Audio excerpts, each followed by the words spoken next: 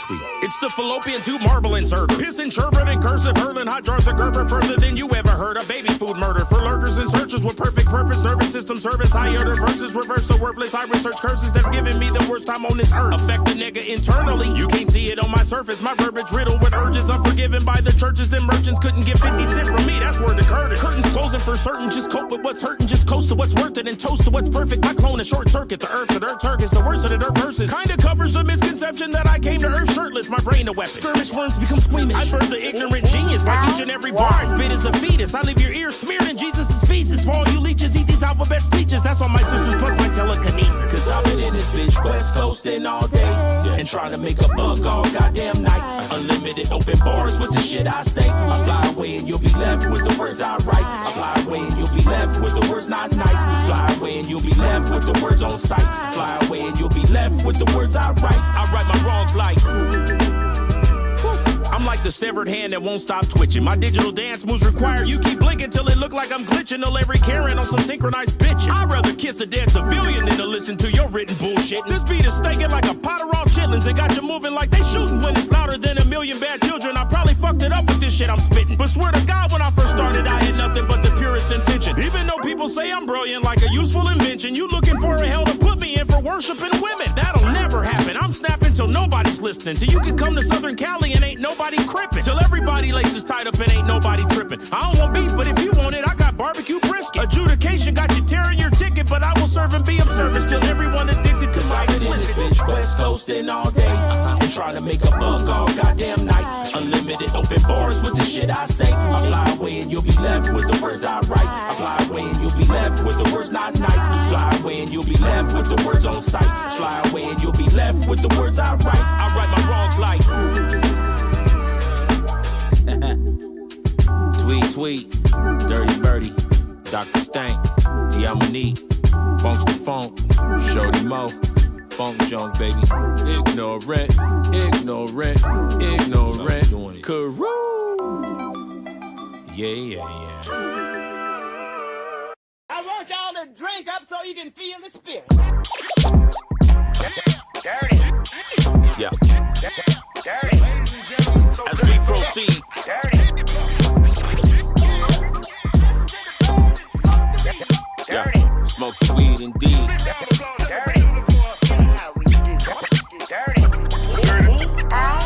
It was 3:30 on a Wednesday when I fell from the sky. My pop was an addict, so I arrived high. I don't mean hello, I can nail warm jello to any tree that's on my echo. Come and be my subconscious, you pay the fee. I'll slap the devil off his pedestal, break the horn off his head and blow it. I'll fuck off an opportunity and know it. Knowing good and damn well, I fuck around, unleash an ocean of hell over some stank shit. You ain't gon' need a nostril to smell where dirty's coming from. I'm sticking to the script like hot bubble gum and got a little something inside this clip in case some trouble come. I put this shit down and come from the shoulders on you subtle bums and give you 5 of these across your lip for acting double dumb. Smoking gorilla piss, I'm numb and don't care. Standing on a funkadelic album cover, flying through the air. It's the unexplainable, filthy, unshameable. Spin me in circles 90 times, I still hit every object I was aiming for. Like 90 rhymes, all you niggas sound the same. And listening to your rap is like trying to build up a tolerance for pain. The cloud of kush exhaled is so condensed it causes purple rain. I'm one of the gods of this shit, trying to create one earth a day. Dirty. Yeah, I'm dirty. I'm dirty. I'm dirty. I'm dirty. People call me cold tablet, aka hot battery acid. Got an acre's worth of rhymes in my attic. This just a fragment how I put this shit together like your favorite Subway sandwich, but deliver it to you like a damaged Amazon package. I'm your brain on drugs, peeling your cabbage. Don't say my name like I'm your favorite cuss word. Please yell it backwards. I'm the rabbit hole of Boogie Wonderland. I laugh in Spanish at my enemigos while sipping on liquid cannabis out my chalice. Who's more dirty than the unclean who? And I ain't talking about the residue accumulated underneath your shoe. Women call me Birdie the booty cheek clapper. Other suckers trying to call theyself Birdie, but I'm the only one that matters. I'm the Dirty Birdie in this life and after. As your pastor, will I get in your ass? Then bless you with colon cancer. Artificial intelligence, I'm the answer. I suggest you keep it moving like a soul train dancer. Or have cadaver be your new description told by your father, or rather father. Read about your demise at my book signing, cause I'm the author of the sickening inscriptions that'll make you try to lick your liver after I remove your lower intestine with rusty scissors. I'm a never-ending blizzard, colder than a Russian winter, rocking a necklace full of partially eaten raw chicken gizzards from the ignorant crew. But I'm not stupider than you, I already told you that shit. I'm on Jupiter sipping brew. Dirty. DIYers. Welcome in. Make sure you hit the like button on the way in. Special guest in the building today. They already starting. I see some tweets already in the chat right now. Hold on. Ignorant, 'cause that's what I are. And it's super magnificent. It's all that I'll be. Said tweet got me through college. Thank you, Dirty Birdie. Tweet.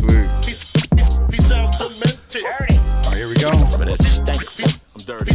And don't forget, fresh episode of Flowcation. Fresh episode of Flowcation. Welcome, man. Welcome in. I am so honored, so damn honored to be joined by this guest today. But you know, I got to do my YouTube stuff first. Dirty Birdie, these are the homies right here. That's Margaret and Alfred. Okay. You know, they look Margaret. Hey, Alfred. Margaret and Alfred. Okay, they look a little bit innocent until it turned like real, like get outish when they turn around like this and tell people to hit that like button. Oh shit. Yeah, it start creeping everybody up. That's what Right they on. do. But I just want to make sure people remember it because sometimes they act like they don't know the button exists. With that said, his twitching eyebrow. It's just it's a mess. As hell. Do you really know those people? I don't know. These people are royalty-free videos. Okay. That is hilarious. If I did know them, that would be quite hilarious. Yeah. Ladies and gentlemen, what? It's a damn legend in the building. It is a damn legend in the building. Oh, my gosh. It's sir, first of all, it is an honor that you're here. Man. Second of all, how have you been? I've been good, man. I've been great, Kurt. You know, I'm feeling real good. Back to hop. Okay. So, yes, sir. Man, yeah. So we went in here chopping it up. There's a lot of things that I definitely want to make sure that the people know about you. I've been playing this game. I'm playing this game with Chat GPT on. That's what I call her. That's how I have a good relationship with Chat, you know, the AI and all of Yes, that. Sir. You want to hear what she has to say about you? She says, Dirty Birdie is a legendary independent rapper from San Bernardino, California, known for his razor-sharp lyricism, hilarious personality, and long-standing influence in the Inland Empire hip-hop scene. Whether through his prolific solo work, viral YouTube freestyles, or as part of the early West Coast underground circuit, Dirty Birdie has earned a cult-like following that spans decades. A frequent collaborator of Dr. Stank, his partner in rhyme and comedy, Dirty Birdie's impact reaches beyond music into mentorship, regional pride, and creative authenticity. Wow. Give me her phone number. Who said that shit about me? I call her Chat GPTiana. Damn it, Chat. Yes, that be GPTiana. Sheesh. Now that's what's there. Let me just say this, man, because first of all, for those who are not familiar, you gonna get to know somebody that, you know, the first time I had ever heard his name, it was so many people were revering his skill set, his history, his legacy, his impact on the IE. I moved to the IE, Inland Empire, in 2010. And there were certain names I got brought up, and you just knew that these were folks that were pillars of the community. And everybody that I was looking to, that, you know, I was getting to know their impact on the space, had nothing but amazing things to say about you. Then I saw you live. At the Vibe. And you got to understand, like, pardon my ignorance, but I had not heard your music beforehand. I heard your name. Right. Funny enough, after I saw you perform live, I talked to Ab Soul on the phone, and he was like, you met Dirty Birdie? I don't even know if you knew that, but he was like, you met Dirty Birdie? I was like, yeah. I was like, you familiar? He was like, hell yeah. He was like, man, you in good territory, basically, is what he was saying. But, man, in your own words, who is Dirty Birdie? Man, Dirty Birdie, I would say a rapper's rapper. You know, like I'm a meticulous writer. I'm a meticulous man, right? To begin with. And I guess my approach is I write to make myself laugh. Like I write stuff that because I have this crazy sense of humor that I've always had, my sister and I, and we just have this crazy fucking senses of humor. And so, you know, that's always been the mantra for the most part, You know what I mean? With the exception of the fact that not all of the material obviously is funny, right? Right. So some of the stuff is, you know, I'm a well-rounded MC, if you will, but that's probably not the side of me everybody always gets to see. So I gotta say this part of it too, all right? Because I mean that you sum that up very well, and that when I saw you live, I saw all those different faces, all those different representations and hues, maybe is a good word for it, for all the different things your music could be. There's a lot of folks who have at least the skill set, like you said, to make themselves laugh. I look for those too. Like when I'm writing, I know I gotta be a fool on something. I'm like, dude, all right, I gotta add that. That's the best feeling in the world for anybody who's never experienced that. But you've been able to not only do that at a high level, elite level, but you've also been able to talk to the core. Like I didn't see some G's that's like, yeah, especially out night, like yeah, that's my shit right there. How do you teeter the fence? Because some people kind of like, you know, it's almost like an actor, where an actor will, like Eddie Murphy, I could not take him serious in a serious role, but your music has always been able to, when you show up as you show up, people take the authenticity and say, yeah, that is what it is. Some people are not able to teeter both sides of that. Like, how have you been able to like really make that music that is met people where they're at, and it not be like, oh, this is just what I go to when I'm listening to something comedic? Probably because I've lived it. You know, hip hop, it you know, has always been part of my life from the time I was a little boy. So I was a popper first, you know. On the East Coast, they were breakdance. On the West Coast, people say pop locking. We didn't call it pop locking. We just called it popping. So I was a popper first. I got my first beat machine when I was 12 for Christmas. I've always been an avid record collector as a child. So, you know, music, from a musical standpoint, you know, when it comes to the elements of hip hop, I've lived it. I didn't just wake up one day and start rapping. When I was in the 7th grade, every morning before I went to school, I made a beat. You know what I mean? What time were you getting up? You know, I was getting up, 6, whatever the time was to be in school by 8, you dig? So yeah, so I'm just saying I go that far back. Hence me popping on stage at the end of the show, or the ability. I've done every single rap style because I've been rhyming since I'm like 12, 13. Right. You feel me? So it's just different. I'm comprised of all of the elements. You know what I mean? I can DJ, I can pop, I can rap, I can sing. So when you take somebody like that has really studied the form and has been a student, and I'm also a fan. I'm not a hater. I don't feel like you gotta rap like me in order to be considered a dope rap, or like somebody else, or you know what I mean? Right. Like I'm a true fan of music and of recognizing people for what they're dope at, and celebrating them for that, and not, you know what I mean, judging them based on somebody else's talent. So I think when you're comprised of that, it comes out. You know? Yeah. Well, I didn't close the loop from earlier, but seeing this gentleman live,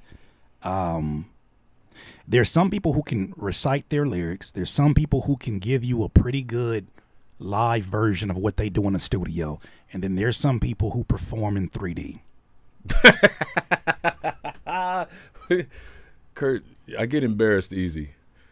Well, today, I hope you got your hands out. We giving roses today. Look, when I tell you this man performs in 3D, there's some people who I'm in the generation where artists, if they weren't mosh pitting, if they weren't like, doing some outlandish things, they had to find creative ways to do what he did. It's like you had this, and I only say this because this is the platform we get to talk about these things. I'm not concerned about the clickbait. We talking about the craft. We talking about the art form, because I appreciate that so much of what you do. Thank you, bro. Live, you'll have like this space on the stage. I don't care how big or how small the stages I've seen you on, and you'll say, within this, if you come inside this circumference, you are going to experience the energy from a very different space, even if you're in the back of the venue. Right. It feel like you talking to me right in your face. Engagement is everything, though, man. Engagement is everything. And I love people. I love hip hoppers. I love the way the music makes me feel. And I love being able to try and get that across to the people that are, sacrificing their time, because time is the most valuable. That's why I put people in jail, right? Time is the most valuable thing. Yeah. So if somebody's willing to give me a portion of their time, so that I can execute my rendition of what this shit is, right? Yeah, I'm gonna give it to them. Man, so I got some questions here that I definitely want to ask, because you got to understand, when I met you first, your reputation superseded anything that I had known. Like, everybody around was like, when you walked into the room, and it wasn't because you was, like you wasn't deboing nobody, you was just being you, right? But as soon as you walk in, it was like, hey, that's Dirty Birdie. I remember Elgato was like, oh yeah, that's Dirty Birdie. Like, yeah, you probably should go introduce yourself. And because of what they did, they made me more nervous than what I probably should have been to begin with. I was like, how you doing, sir? My name's Curtis King, and I'm new out here, and I hear everything about you. I want to ask you some of these questions, man, because I never really got an opportunity to get a proper introduction. I heard your story in pieces from Noah and from Jinx and from different folks that were familiar and who were out here. But I want to hear from the source. What was San Bernardino like during your come up, and how did that environment shape your identity as an artist? What was it like in terms of the hip hop cultural climate? Hip hop cultural climate, yeah. So when I'm from the town, right, and just to take it back a little bit, my introduction to hip hop is like the 3rd grade, right? So rest in peace to Angie Stone, because she was in a group called The Sequence, right? And college radio was playing all of the hip hop. That's why I'm just giving you a backstory. Yeah, no, we need it. Like the climate at the time for us as kids, me, my boy Shorty Mo, like all of us that grew up in the early 80s and whatever, bro. Like, we were all poppers. It was funk music. And when the rap started being played and whatever I wasn't even trying to rap it, but we were all very much aware of it. We all danced to it. We all recited the music and stuff like that, but we were poppers back in those days. You know what I mean? So fast forward, I move away for 3 years. And when I came back, everybody was freestyling, but keep in mind, I got my first beat machine at 12. So I was teaching the homies what 16 bars was, and all of this shit. This is 1986. Now I'm dating myself, right? So at that time, everybody was just kind of freestyling. I was taking it serious. I was making songs. You know what I mean? 3 full verses, 16 bars each, with the hook, with the beat, and whatever the case was. And at that time, shit, man, we were battling out and got jumped and all kinds of stuff. Oh, wow. Yeah, we were. I'll never forget, brothers was dedicating Check Out My Melody and stuff to me in the morning before school, like anything lyrical. Yeah. At that time, they were dedicating to me, like, I want to battle you, you know what I mean? They were coming up to my school to battle me. It was crazy. Yeah. Right? Yeah, man. I done bled for hip hop for real. Yeah. So that was in the, in those stages, and we had friends, we called it busting wax. Woo, busted wax. What? That meant he had a 12-inch that was out. You know what I mean? And so I'm 15, 16 at this time, bro. So, it was a scene in the Dino. You know what I mean? Everybody, that was in our age demographic were listening to hip hop, and if you had a fraction of talent, or you thought you did, you were trying to be a part of something in a group or a solo artist or what have you. And so that was probably the core of my inception into people recognizing my ability to do this shit. You know what I mean? Like, it was a particular Juneteenth that I rapped at. And then ended up going to Cahoon, and everybody that was at that Juneteenth was like, "Use that dude." Yeah. And so that led to lunchtime rapping and quad rapping and what they call that with the school, where they have everybody come in the gym and they got the cheerleaders and doing all that shit. Like pep rallies and shit. Pep rallies. Yeah, I'm spitting at the pep rallies. Oh, wow. Yeah. I was very much that guy. So, but back then I was Kid Slice. Even then, though, I wonder, 2 questions. So the first one was, obviously that was a younger version of you, and that you hadn't fully gotten to, the shoes that you walk in today, obviously. But were there hints of that? Or were you still kind of, how a lot of us when we're younger artists, were you still kind of attached to your influences? I was absolutely attached to my influence. My favorite MC back in those days was LL Cool J. That was my guy, LL Cool J. What is it about LL? I've always been an English major, right? I've always written poetry as a kid and wrote a lot and read a lot. And so when I heard the original Rock the Bells, you know what I mean, where he was using all these crazy big words, and I'd have to go and look them shits up, right? Like, what did he just say, you know? Right. And so, you know, and I've always had a crazy imagination, right? So even back then, you know, my boy Box loves one of the lines from '86. I said, "A heart-shaped waterbed covered in red, not pillows stuffed with cotton, but filled with water instead." You know what I mean? We was saying that type shit. Right. You feel me? But in those times, like I remember when Eric B as president first came out. Obviously, I remember like all of the big name golden era folks. I remember their first 12 inches, right? I remember meeting Rakim when I was like 15, bugging out at the Orange Show. You know what I mean? How was that? What was that like? He was quiet as hell. Yeah. Just I'm about to say, he kind of still feel like yeah, the brother was quiet, all right? We was fanning out on him like, yo, try to ask him 50 million questions, and he might have answered one. He was like, Jesus. Brother.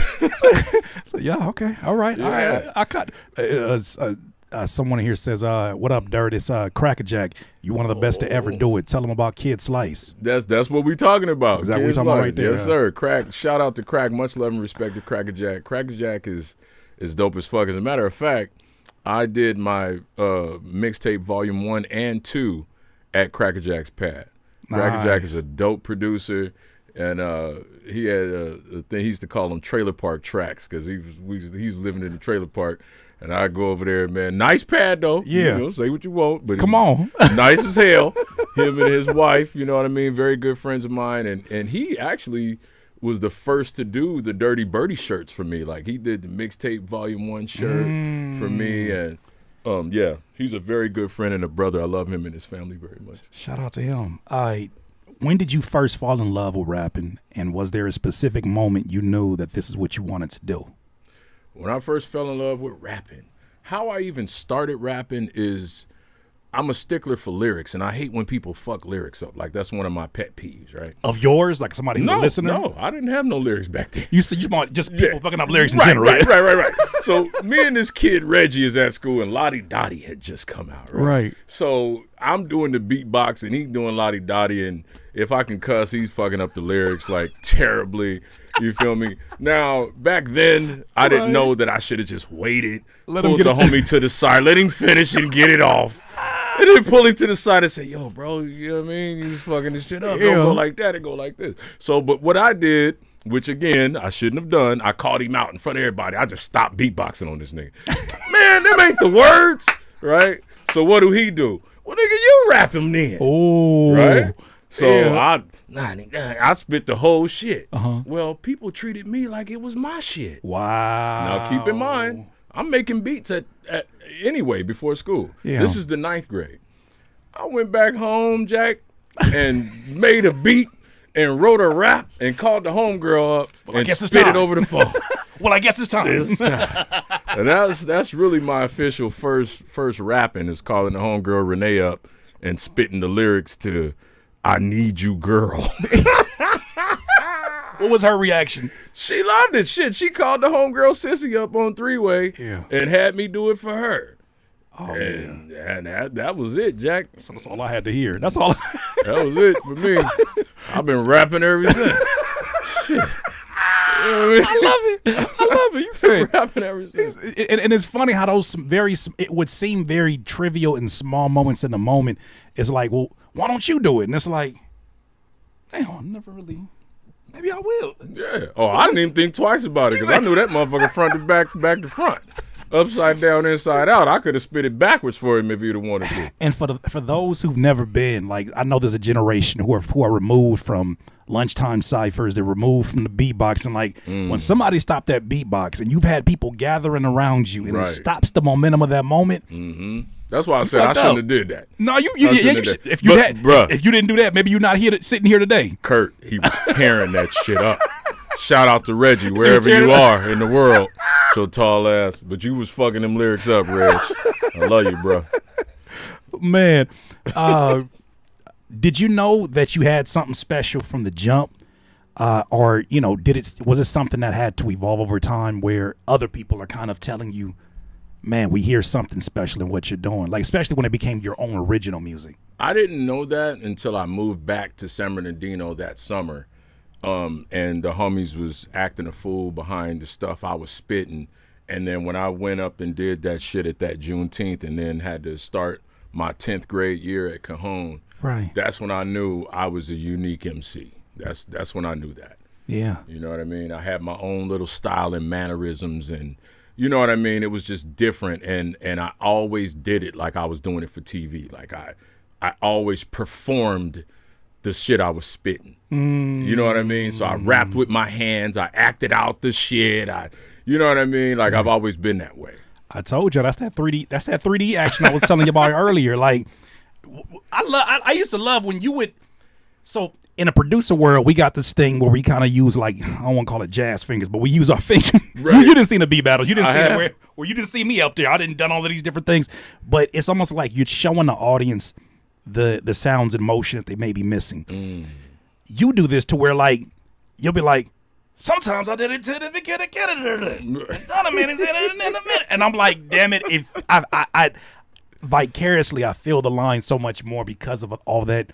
The performance and being committed to every aspect of that. And I love that you tell the story of how many different things you had your hand creatively in that were a part of the hip hop culture that led to that, because I'm assuming all those things are what you're kind of feeding from, or you're getting inspiration from. Sure. When people are introduced to you. So, man, you know, one thing that stands out is how much pride that you have being from San Bernardino and the IE. What does that pride mean to you? It means everything to me, man. I mean, you know, don't get me wrong. I love the West Coast, period, right? And that includes L.A. and everything in between here to L.A., everything beyond it, and every other direction, right? I have no problem with L.A., plenty of family. I got so many cousins out there, it ain't funny. But I'm from the Dino. That's where I'm from. I don't know, man. We've always had a sense of pride for this place. You know what I mean? And I guess also because of the perception that other people have of it, going up to the Wake Up show for the first time and telling Sway, shout out to Sway, my brother, that we're from the Inland Empire. And he was like, the Inland, like you be Inland? The Inland Empire? Why do people make that so different? Yeah, No disrespect to Sway, but why do they? You know they did that to us when we went on. Me and Noah went on tour. Not to hijack the story. We went on tour. We go to Atlanta and they say, Empire. I mean, cause the shit reminds you of Star Wars or some shit. Like, why are you guys called that? So yeah, no, we said that, but what it was is it just felt good to represent genuine talent. You know, coming from a place that people may not have necessarily been familiar with. That was right here in California. We literally an hour from LA, 3 hours from Vegas, 2 hours from San Diego. You know what I mean? 4 hours from Phoenix. You know what I mean? So any direction you can go to a major city, but, you know, people still regard this as like the armpit of Southern California. That's crazy. You feel me? And we have so much talent that has come here. You know, Jazzy Faye did his stint there. We got homies. Shorty went to high school with Jazzy Faye, even though he's technically from Atlanta. His daddy's in the Barcades, the R&B group. Hell yeah. I didn't know that. This is my first. I was today years old when I heard that he went to school out here. Yeah, Phelan? Yes, sir. Yeah, Phelan went to Eisenhower High School. You feel me? Ain't it crazy how your brain will create the story of somebody's upcoming, like, oh yeah, he went to Atlanta High School and he did it. No, don't get me wrong. He may have finished out his high school there, right? I didn't know he spent any time out here. Truthfully spent time in Rialto, which is, you know what I mean, you know, right in between San Bernardino and Fontana, if you will. You know, and the Ronnie Lotts and the Lakeith Stanfields and, you know what I mean? Gene Hackman is from San Bernardino. You mean Sammy Davis Jr. lost his eye at the Cajon Pass coming down from San Bernardino. You feel me? Like, there's so much talent, you know what I mean, in this place, from football to basketball, you know what I mean, to music. Sammy Hagar is from Fontana. You feel me? Like, all these people are from the IE. So I always had a sense of pride just being here. And I've always believed in myself to where, no matter where I'm from or at, the talent going to be there. So, you know what I mean? I could be from bumfuck Egypt, and I'm okay with it. I'm going to rep the hell out of it. BFE. Yeah. You know what I mean? On mine. You made that sound cool in 2 seconds. Right. Repping that for BFE. You know from how it is. BFE. Because if the talent is there, you could be from anywhere. Yeah. You dig? So, and I happen to be from the Dino, and I didn't realize how much hate. Yeah, we can talk. We can talk as transparent as you like with that. And shout out to my guy, Atal Santos. I keep calling you Gato. I'm sorry. That's just a habit right now. I'm sorry. Sorry, Jinx. But that's my brother. I love Atal Santos. Yeah, he was up here not too long ago, man. He was definitely telling the stories. But can you talk about that? Because here's my perspective. I feel like when I came out to the Inland Empire around 2009, 2010, I think it's 2009. I moved first to Rancho, right? And I'm just like kind of walking through it. But the stories that I would hear when people would talk about Inland Empire versus LA, specifically talking hip hop and talking about like the independent, shows and the way that some of the politics happen, I didn't know that was a thing until I came out. And the longer I spent time in the Inland Empire, the more I started to feel like, damn, sometimes the way that I started to see folks in LA talk about the Inland Empire, it was almost like how I would imagine folks talked about the South at one time. Mm-hmm. Right? Like those are the cousins that's out there where it ain't nothing else out there and yada, yada, yada. And I just didn't understand it because when I came out here, everything was new to me. Mm. And what I appreciated, because I lived in Carson, I've lived in Long Beach, I lived in Downey, I've seen different scenes, but everything is at that point was so disjointed. I had never been to a place where you got clothing brands over here. You got all the different type of rappers that could even exist in this area right here. And they would all congregate to these venues, like, for instance, The Vibe back in the day. Mm-hmm. That was my introduction. But can you kind of talk to like that weird kind of energy and even how far back that goes between the LA and IE? It probably goes back to something that doesn't have anything to do with entertaining. It probably goes back to gangbanging and, people that, were part of gangs that figured they were getting away from LA and they was going to come out here and start up a new fraction in this area and that area, and it was met with some resistance. Some of it was met welcoming, and some of it was met with resistance. And there, I think that is the derivative of the friction, if you will. And then it would be a situation where record companies and whatever, not just because LA is LA, it's easier to say, I'm from LA, and they would encourage you to say you were from LA. The labels would? As an artist. They didn't want to sign and have you promote that you were from a place that nobody was familiar with per se. Because when certain cities get hot, you know what I mean? Like the Comptons of the world and right. What have yous, it's just, I don't know, as far as they were concerned, it's just better to be from somewhere that people are familiar with, it seems like. Mm-hmm. And until we kind of really just forced it and kept pushing it, then it was kind of accepted. And now it's to the point where Kendrick gets a Grammy and he's shout out San Bernardino. Yeah, you know what I mean? That was wild. Which was a beautiful thing. You know what I mean? Because it's like, thank you, bro. Yeah. You know what I mean? Good looking out. Because I personally don't feel like it's us versus anybody. Right. It's just this where I'm from.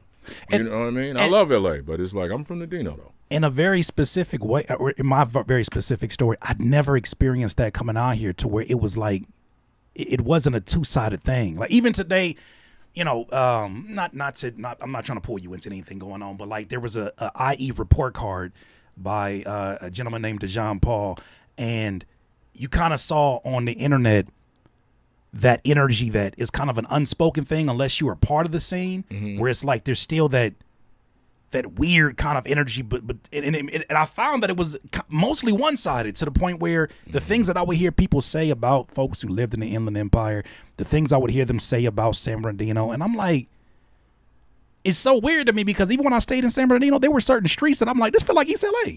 Right. I'm like, there's so many things in common. I understand there's so many different things. I'm not trying to say that they're the exact same, but for somebody who has the unique perspective of spending half my life in LA and now damn near half my life in the Inland Empire, I started to see it and I'm like, it's unfortunate because I feel like there's so much creativity. There's so many fresh ideas. And you're seeing it now. You talked about the Lakeith Stanfields and like they're the actors, the fresh actors. Camille that are Wimbush. Come on, Yeah, like in every industry that you could even think of, even in football. You know, NFL, you're starting to see players that are emerging in clothing brands and Jaden Daniels. Like, yeah, there's so all kind of cats. And shout out to Doggy Style. yeah, he killing From the west side of San Bernardino. He You know, killing it. Shout out to that brother, man. Shit, it's I don't know, But I think if you got talent, you got talent. It don't matter where you're from. Just do your thing. And like you said, it is seemingly kind of one-sided. It just depends what you're into. From a gangster standpoint, you probably like F them and they like F y'all. You know what I mean? But from a musical standpoint, it's like, I ain't got no problem with L.A. I love L.A. Shit. Yeah. You know, my folks out there. Shout out to my folks that's from the cities and, the various cities in Los Angeles and whatever not. Anytime I've gone out there to get down, like, I've always gotten love. It was one time that I performed, and a brother was like, and I think he was a gangster, and he was like, the way you said that, he was a gangster. He was a gangster. And it was like, yeah, man, you dope, man. If you would stop saying San Bernardino so much, I'm like, What? You ain't had no problem with nobody else up there talking about where they from, Right, But I need right. to stop saying San Bernardino. I'm not gonna stop. Nah, that ain't happening. That ain't happening. I love you, Cat Daddy, but I ain't finna stop saying it.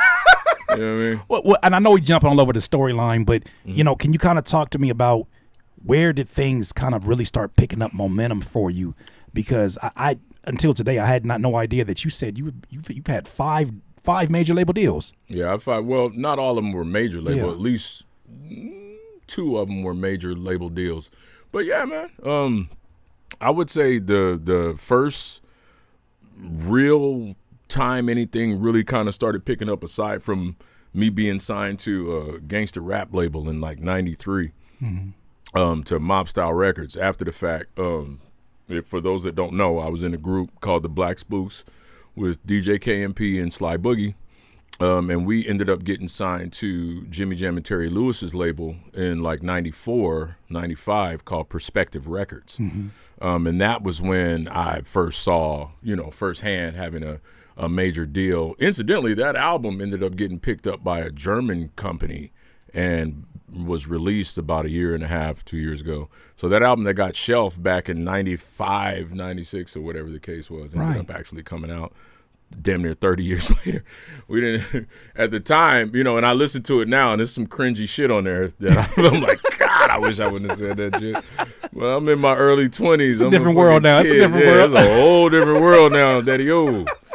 But that was the first time that I saw any kind of, momentum when it came to that. And then from there, things would lead to wake-up show appearances and, different shows and what have yous and just, opportunities to cut up. But yeah, but that was the first time. In a time period like that too, and you brought it to my attention because I think, even though I've seen the music grind with and without the internet, right? I've seen both sides of that.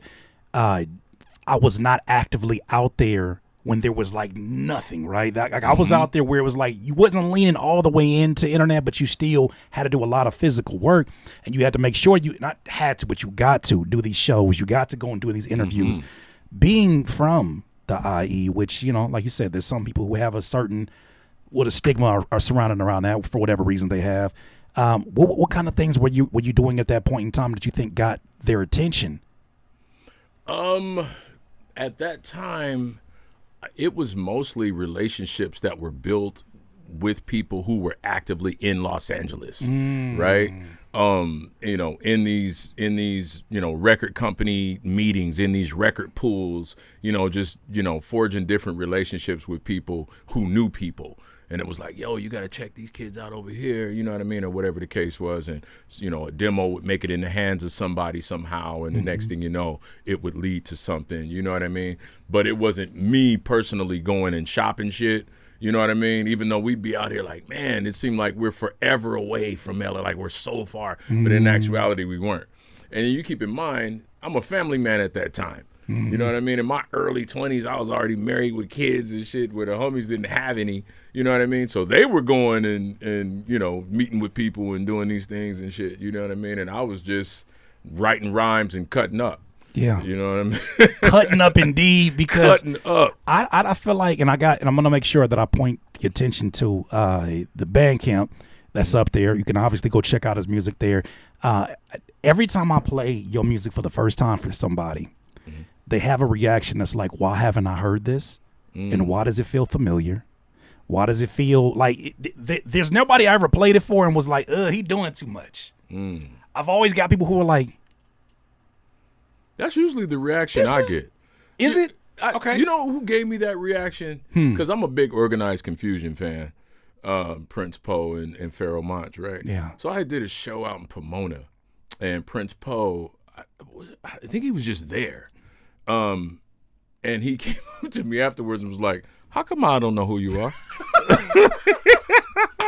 Hold on.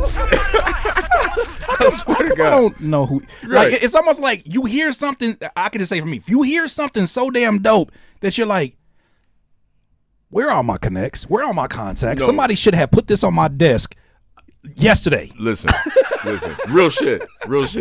Listen, what it is about me is that I'm brave. And what I mean by that is I am comfortable in my skin to where I might do some bar god shit. I might turn around and sing and do some other shit. Like, Yeah. I'm not bound to a specific style. Right. And that is taboo.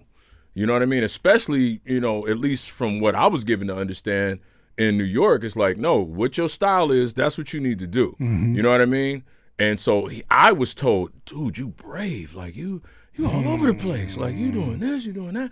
And it's like, okay, well, as long as I'm making it sound good. Right.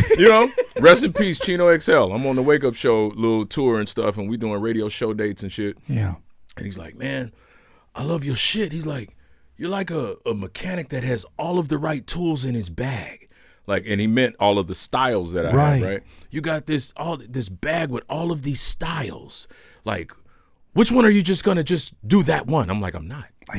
See. I'm gonna do all them shits. See. I'm dirt, nigga. I'm gonna do all them shits. Rest in peace to my brother Chino XL. Rest in peace. Love to him and his family, brother.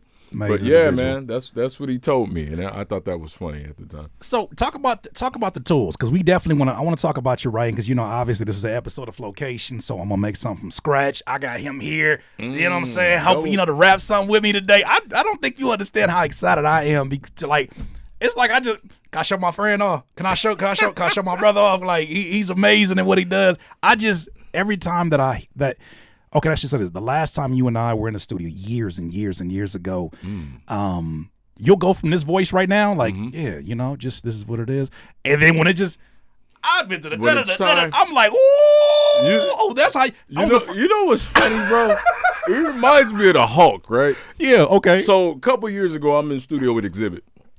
And Exhibit's like, you know how Exhibit, what would you do to this right here? He really talks like that too. He raps in the voice he talks in. It's like is DMX. the voice he It's raps like DMX. in. Rest I in swear peace. to God. Same thing, yeah. Shout out to Exhibit. So he's like, what would you do to this right here? It was a beat that was playing, you know what I mean? So I was just in this voice. I'm like, and he was like, nah. He goes, where's the guy? Where's What? Where's the guy? What guy? guy you talking about?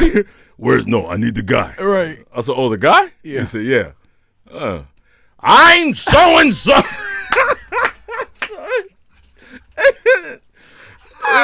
said, yeah. There he is. That's the one. I'm looking for him. Oh, Yeah, okay, yeah. my bad. I'm rapping you in Bruce Banner's my- fucking vocal tone and shit. You want the other fella. Where does that come from? Like, what is the if you were to trace the DNA of, and I'm sure it's so many things, right? It's probably because one thing you don't never run out of.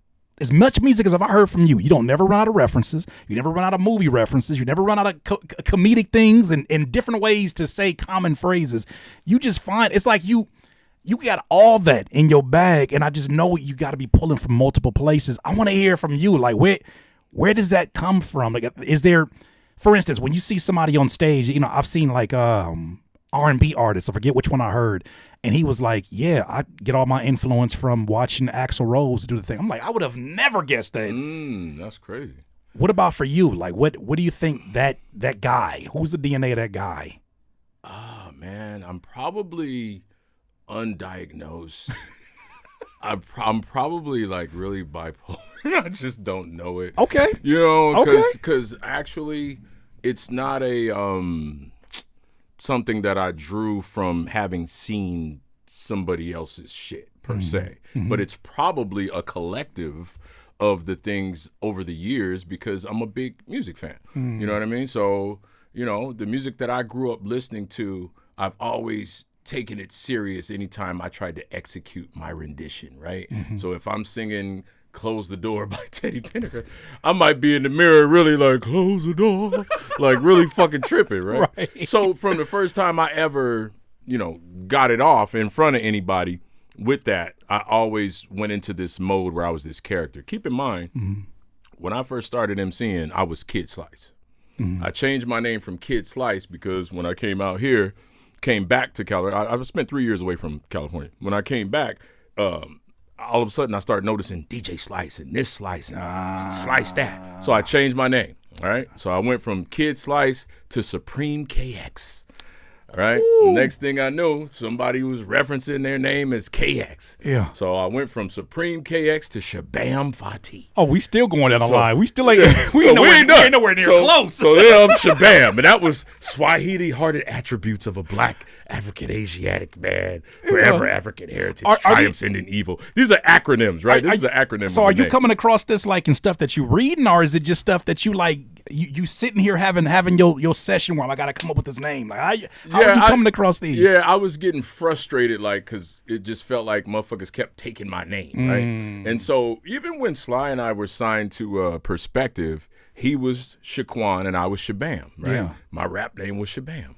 Well, what happens, we get shelved, and next thing I know, who's coming out on Raucous Records but Shabam Sadiq? And I was like, God damn it, again? My fucking name keeps getting jacked and shit, nigga. And so we had this song called Skyline after I'd watched the movie Misery with James Caan and Kathy Bates and shit. And he tried to escape, and she was like, you're a dirty birdie. She said that to him. That's what, you know. So I go out into my music space, and I'm writing this song, and I started it off like, see, I'm a dirty birdie with a foot fetish, need lettuce connecting like Tetris, offset this balance, ain't like a balance that I bust right through like Bettis on the line. Never mind what I was talking about. I don't want to know your side unless it's stuff. Anyway, nigga, so, and when we recorded that shit, the homies was laughing so hard, you know, because, you know, the niggas around me always laugh like, retarded. So I'm fishing for a name, so I was like, fuck it, I know ain't nobody gonna take this fucking name. It's too stupid. I was like, you know what I mean? Who wants a rhyming, 2-word rhyming name? I dare you to take Dirty Birdie. That's how I know you for sure taking it from me. I ain't got no proof of the other ones. Not quite. 1996. Take this one. And ever since then, I've been Dirty fucking Birdie, so. Man, what I love about the name is that I feel like the personality is packed into this. That means something to somebody else. No matter what walk of life it is, if you tell them like what's a Dirty Birdie? Like, what does that mean to you? And then as you start to even but as you start to like build the brand around it. Like I met you when I didn't know what the hell was going on first time I seen you live. I didn't know what the hell was going on. 1 second you say, Dirty Birdie, tweet, and I'm hearing tweet. Like I'm just saying, what? I said, wait a minute. I feel like I'm in the middle. What? I'm like, clutch the pearls. What's going on here? I want to be a part of this. This feels like it's fun. Everybody was enjoying it. But that's what I think that it's such a divine moment when that happens, man. I used to go fun back in that shit, Kurt. Huh? You gotta put the fun. Gotta back put the into fun it, back into it. You know. You know what? For me personally too, that's how I think I started to gain my name as an artist, where I started to like lean into that. By the time I met you, I was kind of figuring that out as what I call myself, baby Sinbad, and I had the flat top and I had the look that. and all of that. I love that. I never forget too. At Paid Dues, you was like, man, I'm proud of you. I see you doing your thing. You look like something I saw at one of my house parties. I was like, I know I did it right then. That was listen, absolutely. I swear to God. I swear to God. Yeah, you look like a nigga that was in the corner doing the Running Man for fucking an hour and 45 minutes straight, nigga. Not an hour and 45. I ain't never hogged on nobody. Hour and 45. But look, I say that to say, I'm trying to get back to that. Because it's a part of me that I didn't know how to I didn't know how to walk the line, especially the way that you did, and that I was trying to figure out, like, there is a serious side that exists in what I do. There is the person that has these very serious thoughts, and it's not always jokes, but I think sometimes the scariest thing you can hear from somebody who knows you is, I don't hear you in your music. I hear you and I hear your voice, but I don't hear you. Like, you a lot more goofy than what you put into that music. It's almost like you're performing as a rapper instead of just being an extension of yourself. That part. And it's a skill set that I'm like, man, you continue to inspire, because I'm like, there's so many times where I'm like, this is bleeding his personality within the music. And I know that's just so many reps that you've put in. I assume it's how you get there, because it's like, when Exhibit said, I need to talk, I want to know the guy. Yeah, where's the guy at? Where's that guy? You know who that guy is, bro, keeping it live. What's that? The whole Dirty Birdie character, what made it fit and made me also choose that name is, and now I'm gonna get deep. As people, and I guess I mean as black people, as African people, as a minority or what have you in this place. For me, growing up, things that happened that a nigga probably needed counseling for, or therapy, I didn't get. So all of that stuff came out in the music. So all of the nasty rap and references, and that character came from experiences that I had as a child that I never got help for. Now I'm just being honest. Yeah. That's what it is. Yeah. That's what that shit is. I wonder how much of that. That's a good point, because I wonder how much of that, when I started pivoting and my music became less about, trying to show the comedic side and more so trying to like show folks like, no, I'm a serious lyricist about what I do. Right. I just was never able to marry it the way that I envisioned. I think I'm a lot closer than I ever been now. That's dope. But that's the thing about it, is that that's a real thing, especially when it comes to the way that hip hop seems to treat the most animated voices. Have you ever heard the animated voices theory that people have? Where you talk about like the Busta Rhymes, you talk about the Ludacris, you talk about just folks who've had these supremely animated voices. Why don't you ever hear those names in the top 5 or the top 10 lyricists whenever people make those lists, right? It's generally folks like the very serious artists, or not the serious, but the very serious tonality having artists, and the Nas's, the Jay-Z's. You don't really see animated voices in that top 10. And people have theorized about it. I think Ludacris said Jay-Z told him, you'd be a lot further in your career had you, chose to take a more serious tonality. But then he's like, that I wouldn't be Ludacris then. That defeats the purpose. Has that ever been something that you think somebody ever challenged about your style, or did you always display such a lyrical prowess where it's like, I'm beating your ass on multiple levels, by the way? You know what I'm saying? Because you don't, you come in with the bars, you come in with the, you know what I'm saying? You got the punchlines, you got the technique, and you're making it a lot more entertaining than anybody else is doing. Thank you, brother. You know what? I didn't always rap like this. When I was Kid Slice, I did. But when I was Shabam, I didn't rap in this tone. You know what I mean? What's that tone like? I didn't rap in that tone. You'd have to listen to some old Black Spoof stuff. What you wanna do? I don't know. Yeah. But and I think those lists are comprised of someone's opinion. Of course. You know what I mean? So for me, whenever I see a list and these are I always say to myself, according to who? So I don't pay no attention to that shit. Yeah. You know what I'm saying? Like, we don't have every single person that's a hip hop fan's opinion, because it probably would be very different, because different artists resonate with different people. Facts. You know what I mean? So, if that list has a bunch of serious motherfuckers, then whoever made it is a serious individual. Yeah. That's what they enjoy. You know what I'm saying? But if somebody who enjoyed animated hip hop would have made it, Jay-Z would probably be down further on that list, depending on what you appreciate lyrically from a person and the execution. Take away from the success, take away from the accolades and the achievements. Yeah. And how entertained are you by it? Do you want to listen to it twice? Yeah. You know what I mean? If you don't want to listen to it twice, you just acknowledge it and you keep it pushing. Maybe it didn't resonate with you to the point where you want to hear some other stuff from this person and you keep it pushing. It doesn't take away from the fact that this motherfucker might have just barred you down or up. You know what I mean? Yeah, so it's all perspective and opinion. And so that's why I don't pay no attention to them lists and shit. But Ivan's making him. He said, "Don't get it twisted. Birdie is fire on these beats too." Oh, I know. I know. How did you strike the balance between both of those? Because I'm sure at times your services were needed in both departments. How were you able to kind of find a harmony between the two? With MCing and beat making? I think my love for MCing surpassed my desire to make beats because it came to me naturally. I wasn't taught how to make a beat, you know what I'm saying? So, it came to me naturally. So I guess the love for it didn't supersede my love for vocal execution, if you will.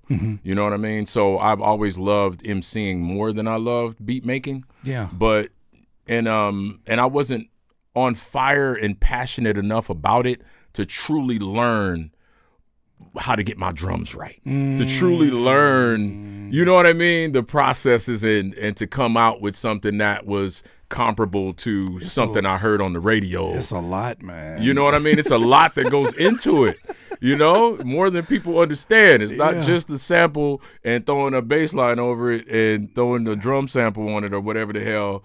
I mean, now maybe. I want to say, for some people, that sound like they whole. They're like, what you mean? They whole get down. What are you talking about? That's exactly how I do it. I'm a platinum producer. What else is there to do? Right, for real. I guess because I know real producers. You've quote seen unquote. it, yeah. I'm gonna tell you right now. Having one of my best partners being Dr. Stank or Fingers or even somebody like yourself. I appreciate that. Like when you are friends with people like that and you go home and listen to your little funky ass beats, you're like, I'm just finna get back on the mic. I'm let these niggas have that. No, hey, Stank, let me get a beat. You know what's so messed up about that is that God saw it fit to put me around the best in everything. So when I first came up, I just told a story a few weeks ago with my guy Najan Gold, and he was the person that brought Ab Soul over to my grandmother's patio, and that's the first time I ever saw somebody write without a pen, and that was God like, okay, I'm gonna show you what the best in your era sound like, and then I start meeting people like yourself, and then I start meeting producers that.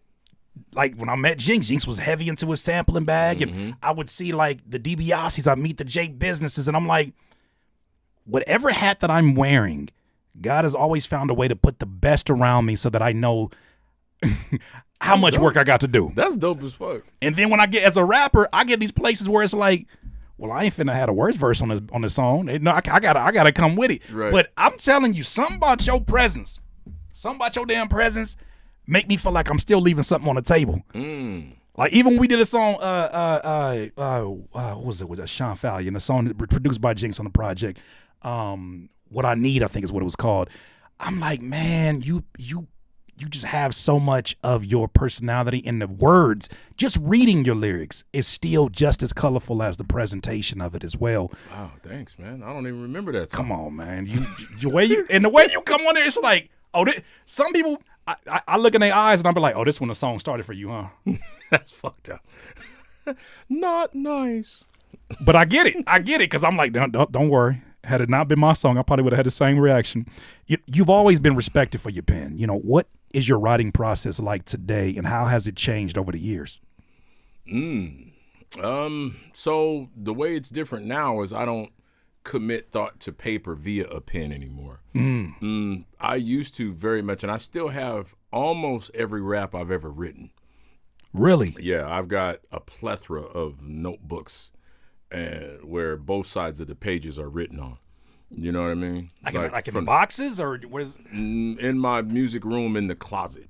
Oh wow! Yeah. I have a lot. So it's changed now because of technology. I use an app on my phone to write now, and I have for like the last 13, 14 years. You know what I mean? Sometimes I'll go back and write something, with a pen and paper, but typically that's not the way I create anymore. Well, you're the second person to make me feel like a dinosaur. Okay, continue. No, but I mean, you gotta ultimately do what works for you and what allows you to bring out the best version of yourself artistically, right? And so that hasn't halted my ability to think of crazy shit. It's made it faster for me because I can talk faster than I can write. See? So sometimes, you know what I mean though? Because sometimes, I would get, in a space where I'm writing something and it's like, God damn it, what was I finna say? Yeah. I said, what did I say? It was something like he ran in the house and he ate shit. Did he eat the whole couch? He ate the couch and shit out of love seat. Or did the love seat? Was it a seat of love? What? Yeah. So that, so now I can, commit it faster, whatever comes into the head, Mm-hmm. Well, I got this running theory in that I've done both. I've done multiple approaches to it, and that I at first felt like I was underestimating my brain and its ability to piece together words that weren't written. I've always felt like I felt like I was writing my best when I was sitting down and taking time, and I was, looking at the way the words looked. And then I started realizing the way that I'm writing those words are not being conveyed the same exact way when I deliver them. In my head, I think they are. It's almost like I'm taking lines like an actor, but I did a verse for a song I did recently called Skincare, verse 2. And I just sat here, had a stand-up desk, and they watched it live.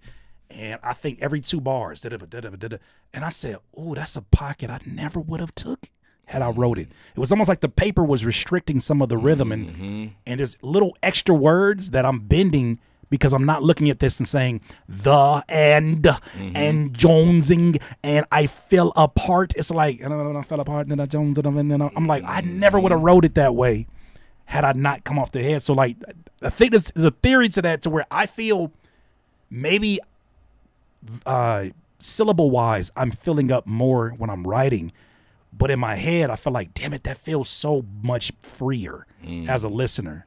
Well, because you get to control cadence though. You know what I mean? You can't read a melody unless you know how to write music. You know what I mean? And you're going to write words with music notes on them so you can know when to dip and when to change your tone and all that shit. Like, you have to remember that. So for people that don't use a pen or anything and just go in there and just kind of, Exhibit was trying to get me to do that. Like, you'll feel free. Just, Is that how he write? I guess that's how he creates. Oh, wow. But not me, man. I mean, I could. Don't get me wrong. I could. But I'm not, that's not the way I create. But that's a good way to create if your setup allows that. Yeah. You know what I mean? If you, like this, you can kind of just, hit record and put it on a loop and just run through a bunch of ideas and choose whatever fits and cut and paste and boom, there's your verse. And you know what I mean? You can do your thing like that and live in the moment and create in the moment. And it's dope. But when you're constructing something, for me, I like to be able to sing it or rap it into my phone so I remember the verbiage, the way that I executed it vocally and sonically.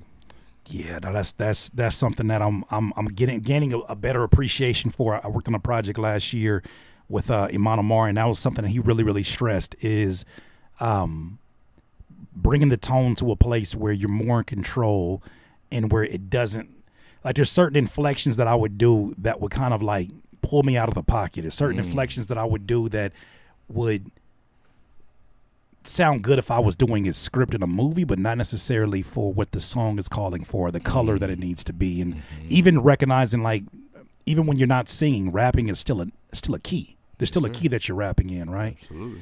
So, because I still say, you still to this day have one of the sharpest pens, and anytime you show up, it's like, especially when we start talking about the cipher effect. Boy, oh boy, I stopped listening to my verse on that cipher effect because of what you did. This is I ain't coming here tomorrow.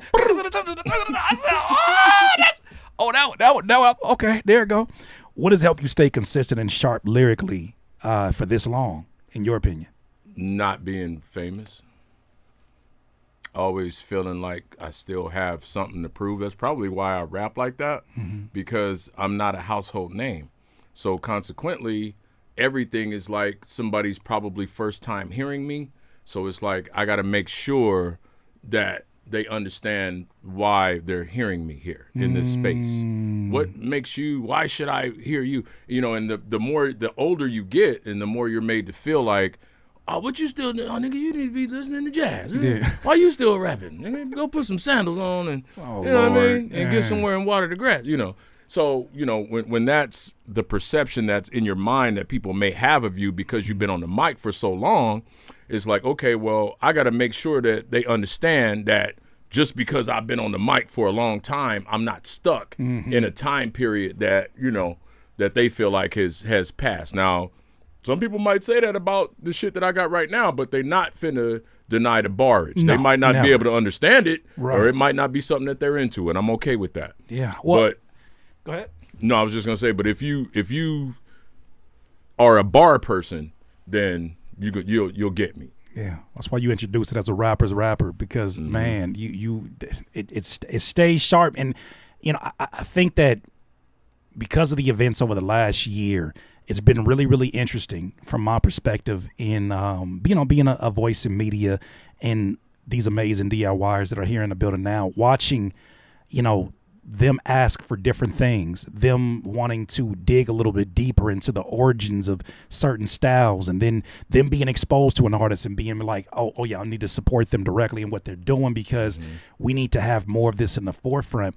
It's a really interesting time, and I'd never thought, brother, that I would see a day where I always make the joke, 15, 16-year-old white girls on TikTok were like, okay, today we're breaking down 5 Easter eggs that you missed in Euphoria by Kendrick Lamar.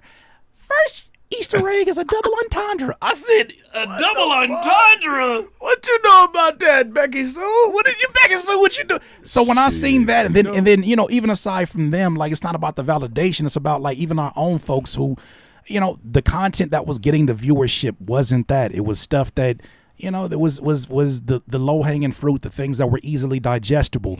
And I feel like we're in the midst of that shifting once again because, you know, hip-hop goes in cycles. Yes, it do. With that said, what were some of kind of your zoomed out, you knew this question was coming, what's some of your zoomed out point of views of what happened last year? Were you able to even like kind of tap into some of the stuff that was happening? Because I know you a busy man. You mean between Drake and Kendrick? Yeah. I didn't really. I laughed. Why did you laugh? I was laughing. Why did you I was laughing because I hadn't seen a documented back and forth like that many times. Probably since the Roxanne era or some shit, where motherfuckers was going back and forth like that. Like, you know what I mean? It was crazy for me. Now, from a rapper, from a true MC standpoint, anytime, and don't get me wrong, I'm gonna set this up right. Yeah. I totally get becoming so large of a entity and an artist that you don't really have time to, you know, write your shit no more. You're so big that, you know, you're a machine now, and it's like we have to, for the sake of the image that we've created and the sound we've created, we've got to keep that coming. I have an obligation. I got a lot of records I got to fulfill, and so maybe I got some writers over here, you know what I mean, to do the shit. Now, from somebody like me, I don't want to hear what another nigga's got to say that you spitting. Yeah. I don't want to hear you rap another nigga's bars. That's me. It doesn't mean that I don't think you're dope, though. You know what I mean? I think Drake is dope as fuck, right? I do. But for me, a rapper's rapper, until I hear that Kendrick ain't wrote his shit, for me, it was just like, okay, this is one nigga battling 4 niggas. You know what I mean? It's kind of how I was looking at it. Whether I'm right or wrong about that, I don't know. Right. But that's how I was looking at it. You know what I mean? So it was kind of hard for me to fully appreciate, as dope as I thought Drake's stuff was, I was going, but did he write that? You know what I'm saying? As an MC, as a fan of it, it don't matter, I guess. Right. But as an MC, I was like, did this nigga write that shit? You know what I mean? And for me, I'm going, I think Kendrick wrote his shit. Yeah. And so it wasn't a competition when it came to that for me. Right. Now it's just a matter of the public's preference and opinions and, who got the slapper and whatever the hell. You know what I'm saying? So I don't know. I didn't really invest too much into it, for that reason. Mm-hmm. You know what I'm saying? So something I avoided asking earlier because I need to double check the source on this. You got a history in battle rapping? Not the kind that they're doing these days. Okay. When I was coming up, hell yeah. Shit, that was your introduction. Sometimes people, that's where I got my reputation from in San Bernardino. That's the reason why. Old heads in Dino know in the 80s, you had to come battle. Niggas, they was coming to battle. Right. Period. That was when I was getting jumped and, you know what I mean? Because my mouth been crazy since back then. Shit. Wait, what do you gotta say to get your beat me up? What you gotta say to get somebody to want to beat you up? Anything about someone's mom. Oh, yeah, that's usually the one. That's usually the nigga, one. yo mama got some good. You say something crazy about a nigga's mama, nigga like, wait a minute, nigga. Fuck rapping. This nigga said something about my granny's auntie on my daddy's side. It's always the funniest when you see, because I've seen those in person, but it's always funny when you see the competitor is like they half listening to the opponent and they half thinking about what they're gonna say next. And you say something that just cuts up their whole focus, and they're like. I done made motherfucker want to fight. You hear me? Said some of the craziest shit. And the nigga didn't have nothing for it. He didn't have nothing for it. So it was like, nigga, fuck that, nigga. What you say about my money? Nigga, you heard what the fuck I said. Because I'm a lot of shit, but I ain't a punk either. So next thing you know what I mean? Two niggas is wearing my ass out. Bing, bing. No. Shit. Minka, maka, munka. Yeah. Well, it ain't stopped nothing. No, it ain't stopped nothing. Ain't stop a goddamn thing. But, it was funny. My brother R&B, he was trying to get, Birdie, I'm telling you, the time of the type of music we doing, that time come and gone, you need to get into battling. And I was just like, constructed, written battles, ain't really, I ain't taking nothing from them niggas. I done heard some very nice fucking shit, but it just seemingly all has the same formula. Pick up the gun, turn around, clack, clack, blah, blah, blah. Come to your thing. Your chest is so wet. Big. Yeah, dog. I'm like, man, I'm bored with that. So mama end up hurting somebody, is he? Yeah, I don't know. I'm bored. Yeah, nigga this close to your face saying stuff. No, all that spitting and all that, we can't do on it. I'd rather just make music for people who like the shit I make. That's all I'm doing it for now, actually. Really, my own self-satisfaction and for people that are like, when you got something new coming out. Yeah. Like, oh, okay. What do you think? Because you shared a story, and I only got a few more questions, but you shared the story of being in these major label situations, and then, of course, the majority of your journey has been an independent journey. What are some realities that most people don't understand about the difference in those particular journeys between independence and being in a major label situation? The major label situation comes with the politics of, your lyrics being policed, your image being policed, you know what I mean? Versus, being independent and it's all on you and I'm going to do what I want to. I'm going to say what I want. It's going to come out when I want it to come out. Mm-hmm. There's not going to be a hold up or anything. I'm not waiting to get paid, the reality that, because I think the perception at our time when you didn't understand really the music business was just like, oh, we're going to get in advance and we're going to have some money and we're going to run around and we're going to do this, we're going to do that. And then somebody just says, and puts the fucking brakes on your shit. Mm-hmm. And all of a sudden you're not coming out. You had all this great experience where you recorded the shit in this big studio and you met all these people and all these other famous people that you meet. And it's like, oh shit. And you know what I mean? You're trying to forge these relationships just for your shit not to come out or, relationship goes bad between your manager and your A&R or some shit. You know what I mean? And the next thing you know, you know, people thought you were coming out and you didn't come out. 'Cause that's the biggest thing. I'm coming, and then you never come out. Yeah. And then you just, you know, you feel stupid about that shit. So, you know, the contrast is, you know, the independent is dope as fuck if you understand business. If you understand business, then you can get yourself where you need to get to. But if you're just an artist who is just throwing stuff out there and you don't really understand business, you're kind of like spinning your wheels, and then you have to stop and ask yourself, what am I really doing it for? Yeah. You know what I mean? Am I trying to make a living off of it or whatever? Because you don't have the machine. And then if you make big enough noise, the machine will come to you. For me, I you know, I haven't wanted to compromise certain things to get the assistance that I could get. I get that. You know you're in a room full of DIY. Yeah. That same reason. Yeah, I wasn't. It's Come just on. certain shit I just wasn't willing to do. It be certain things, don't it, where you just like, and then and sometimes you'll be around folks that's like, we going? And it's like, I don't think I'm going. Yeah. I don't think that. I think this is where the line, and I had to come to grips with, okay, that may come with certain limitations. That comes with certain ceilings. And am I okay with that? And it was a resounding yes, especially if it can give me the time to be in the life of my son, if it can give me the opportunity to work from home. That's why I got a studio in the home. That's why, you know, I'm building the stage downstairs, because it's like so many things I did in the name of paying dues. So many things I did in the name of really no direction at all. There were certain, you know, shows that I just did because I was like, that's what you do. You do interviews. And then I started asking questions that kind of started to make me stand out in ways that weren't always the most popular ways. In that I would say, like, why do we do these interviews? What is their audience size? Why are we driving all the way out here to come talk to them? Is it about a conversation, or is it about growing their platform? Why don't we have our own platforms? And I didn't know I was asking these questions looking to get them answered for myself, but that's a real thing, you know, especially as an indie artist. Is like, I always say, nobody's coming to save you. Right. You ain't lying, Jack.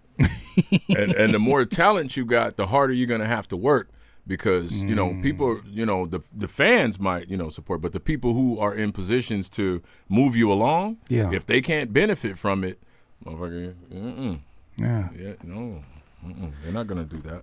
Man, why would they? Well, I mean, that's one thing I can say for sure when I see the shows that I've seen you rock at, and I see the folks who have been, you know, been diehard fans of yours, and they all got a story. Even folks who are coming in here, they got stories. It's like, all right, if Dirty gonna be on the live stream, we gonna be on the live stream today. If he gonna be at this venue, we gonna be there.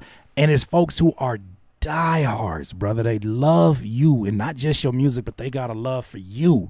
And they excited to be in your presence. I remember there'd be nights that I came to the vibe and forgot that you were performing, and then I would just see the fan base, and I'd be like, oh yeah, Dirty Birdie's here tonight for sure. Like they coming in with the t-shirts, they coming in with all the merch. You know, what do you think has been the key to sort of building such a strong bond? Oh, bless you, between you and your audience. First of all, I treat everybody with love and respect, you know. Anybody that, you know, has expressed any interest in my shit or has met me personally can tell you that, you know, people say I'm too humble, and I don't think there's a such thing as that. I'm a very humble man. Right. And I appreciate everything.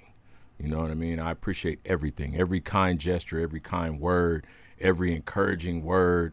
And I'm all inclusive.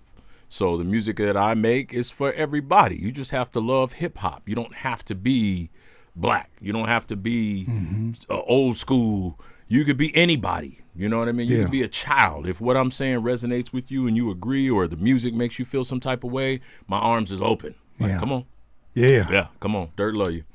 Come on in and let me share this traditional, you know, interpretation that I have of this, because I've been here through all of the phases of hip hop, and I'm still making it because I haven't quote unquote made it. So I can still, you know, give you that, and you can take whatever piece you can use and maybe apply that to your interpretation of it and execute some shit that changes the world. And I'm gonna stand there smiling, and I'm not gonna say you got that from me. Right. I'm gonna say do your shit. Right? Yeah, we're all products of our experiences and environments. I'll tell you, the way that you word that makes it feel like even if someone has made it, you almost want to keep this internal idea that you still have work to do and that you haven't made it internally, because a lot of folks would strongly disagree with the idea of you not, you know what I'm saying? You haven't made it. It's like in their minds, you are that. You are still him. I think I mean commercially, right? Yeah. I think I mean like, you know, I don't know. I guess making it is we all have our own definition of what we consider making it is, right? For me, and so I guess I have to digress, because when I took my son, I didn't go to college, right? Mm-hmm. So when I took my son to Virgin Records, the Virgin Record store, when it was at the Ontario Bills, right? When I took him in there and I bought my Tweet Tweet album and I put it on the table and I said, that's Daddy's college degree. That right there means you can do anything that you want to do. Wow. We just went in the store and we just purchased, we got your daddy's album right here. We just bought it in the store and anybody can go and buy it. Mm-hmm. And that started off as an idea that I had, and with some help was able to make it a reality. Mm-hmm. Okay. So that means that whatever you put your mind to, you can do too. Right. Because I didn't have the example of, because with children, it's like, it's not do what I say. They're going to do what you do, regardless of what you say. You know what I mean? You can tell them, don't do this, don't do drugs, don't blah, blah. But if you're sitting over there, they're going to do the same damn thing. You know, they're going to do what you do. So I just didn't want him putting limitations on himself. And I didn't want to say, go to college, and give him that basic formula. Mm-hmm. It's whatever you want to do. This is what Dad wanted to do, mm-hmm. right? And I did what I wanted to do. So now you do what you want to do. Yeah. You know what I mean? And so for me, that was making it, if you will. Yeah. You know what I mean? Yeah, I get that. To be able to show that to my child. I love it. You know what I mean? I love it. What would you say you're most proud of in your journey so far? My children. Yeah. Yeah. For me, it's different. I'm pretty sure you mean from an artistic standpoint. No, maybe? That's an open-ended question. Okay, This is the closing question, because I knew I was gonna get that answer. I'm not talking about your life is so much more than just. And the thing is, it's not like I can't minimize that. Like your career here is something that somebody was like, what? And then you put on top of that the man that you are, because like I think I might have mentioned it off camera, but he's a part of that very small list of people that I've met through music, that you don't hear people who say things like, oh man, he did me so dirty, and man, don't. Is he one of them people that if you say that you got an issue with him, I do like, ugh. What's your problem? You know what I mean? So It's because he's always approached, even a young Kurt, even somebody who, like I said, I was nervous, man, because of the reputation. I was like, man, I just hope I don't say something stupid. It's always been with love and empathy. And even when I got to know you, I was like, man, it's still love, empathy. It's still, you know, you would give me advice in the booth where you were like, you know, I didn't want to punch in front of you. And I think you felt it too. You was like, man, you ain't got nothing to prove in here. Go and do what you got to do. Make sure you can perform it, but do what you got to do. But you are one of those human beings that I think a lot of us appreciate. That's why I asked you what you're most proud of, because I knew that was gonna come up. Yeah, man. I'm proud of my kids, man. I love them sincerely. I love them passionately, and I'm proud of the people that I've created, because, you know, life, you know, it's balance, right? You got good people, you got bad people, and all of it is necessary for the balance of the world. Yeah. And I like to think that the people that I created and sent out into the world to dwell amongst other people, I like to feel like I created good people. You know what I mean? Mm-hmm. You know, that you know, good, productive, caring, loving people. You know what I mean? Not puppets, not robots, you know, because I didn't have the best example. So to do, and that ain't a slight to my father. I love and I miss my father, you know, but he had his own problems and he wasn't able to be there for me in the way I needed him to be. Right. And I just wanted to make sure no kid that I brought to this place that didn't ask to come here feels like that. Yeah, man. I appreciate you so much. This food for the show today. You in the building today. I can't believe I got Dirty Birdie out here. We about to cook something up. Tweet. Called Tweet. What's next for you in 2025? 2025. I'm gonna do more dirt shit. I'm gonna not withhold. The transition is crazy right now. He said, you know what?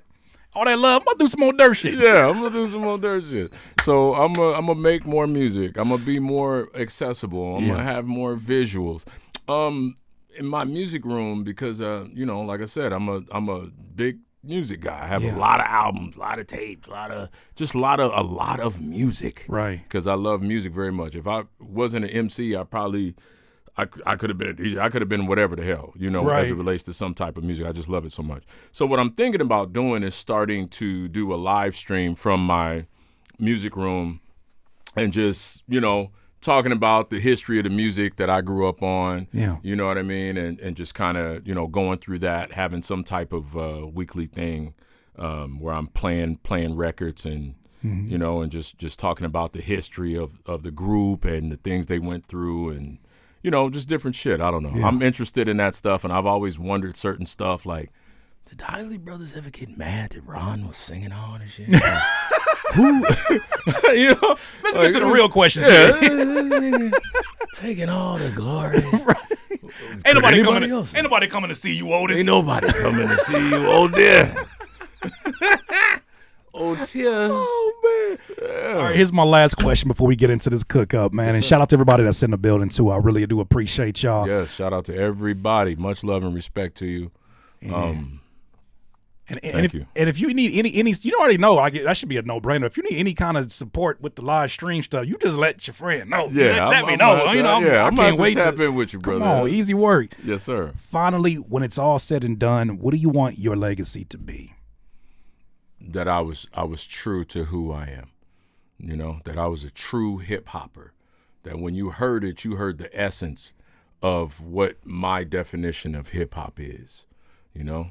And that's it. You know what I mean? That I didn't make microwave music for the moment just to, with an agenda to try and get money from people based on whatever was hot in that moment. Mm-hmm. That I tried to make the type of hip hop that you can go back and listen to 20 years later and still be just as impressed by it because sonically I chose the right beats and my word placement, you know what I mean? I didn't just, even if it sounds like I'm just saying anything, no, I constructed that shit. Mm-hmm. and it's apparent, you know what I mean? Yeah. I want to be remembered for that. Come on, ladies and gentlemen, Dirty Birdie's in the building. Sorry. All right. So I got this program up here. You know what I mean? I got this it's just program I just be using sometimes whenever I be wanting to make music, and you got a microphone in front of you and when in Rome, that's what some people may say. You trying to cook something up, man? You trying to cook something right quick for the right quick. You know what I mean? What you got, Curdy? You know what I'm saying? So I think what I'm going to do is this, for time's sake, too, because I'm going to definitely put it together. Mm-hmm. I'm going to run through some samples I got. Okay. I noticed you hover around many different BPMs, but something telling me I want to get around like the 95 BPMs. 95? 95 sound like that's where I want to go, but I want to see what we got here in terms of and we'll adjust it to that, but I want to get your input as I start to pick some of these sounds because I know it's going to be something in here. And then also let me get, what is this? What am I looking for? Splice Bridge, boom. All right, cool. So shout out my guy Nobby, and I got a collection of these sounds that I feel like one of these is going to be it for sure. Let me see what we got going on. I love it. Man. I love pretty shit. I know. That's why I'm excited. If you hear something that do something for you, let me know. I'll put a star next to it. All right.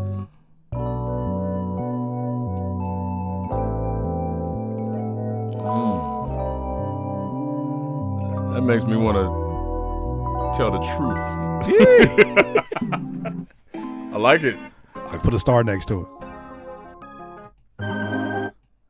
Just running through these to make sure these are some I already use. I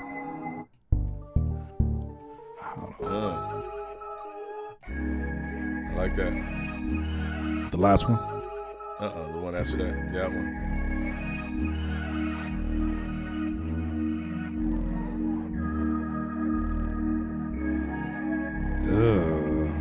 I like that one too. Yeah. Let me go ahead and drag that onto the bottom. Just in case, you know.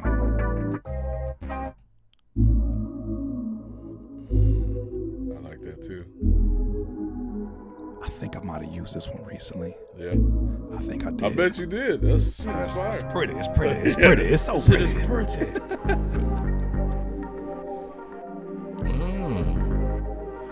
Ooh, that gets it done. All right, I go down.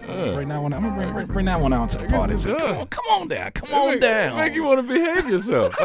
That's a behave yourself music right there. I'm just trying to find out how I can also talk to that guy today. Oh, the guy? Yeah, I want to talk to the guy today. So like, you let me know what I need. I'm trying to. Only you have access to him. You know what I mean? So, Stank calls him Diggle Wiggle. Diggle Wiggle. Diggle Wiggle is cool. Doit boy. You gotta talk to that fella. That nigga's got problems. Right? You know what I mean? That nigga's a wounded animal. It don't sound like it though. He sound like he's like, look. Trust me. That motherfucker right there. This is definitely one I had. I can even brighten it up too. I like that one so far. I like that too. This one or is this one right here?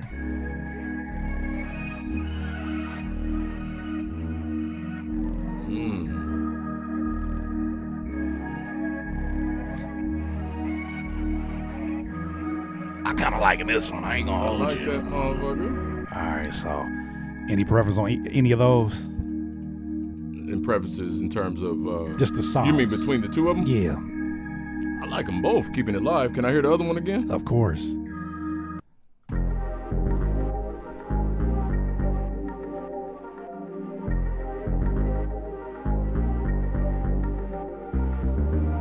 And the tempo's gonna change on a little bit too as we kind of go through these. I like them both, but this one right here. This one. This one right here sounds like I can. Sounds like it's moving. All right, You know what I mean? then. All right, look at that. I like it moving. Coitus. Coitus. Yeah, coit. Sounds like it got feet on it. Got some feet on that. All right. Yeah, sounds like a toe jam representative. Yeah, what? Shit. What's the name of this joint one more time? So I'm gonna open this up. This is boom. All right, cool. So let's open this into Sherato sample, and we're gonna get to definitely. Yeah, let's get that. So we're gonna do.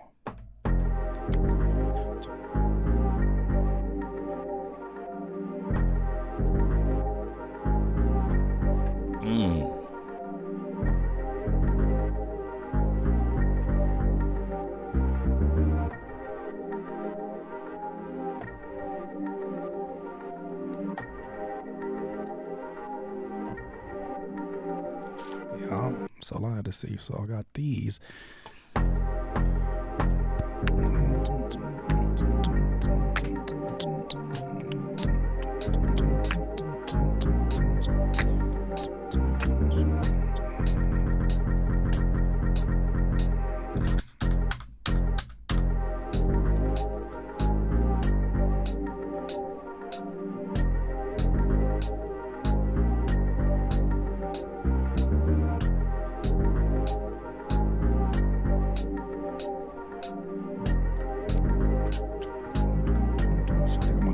Sample on this. We're gonna do 2 iterations of this. We're gonna switch it up from here.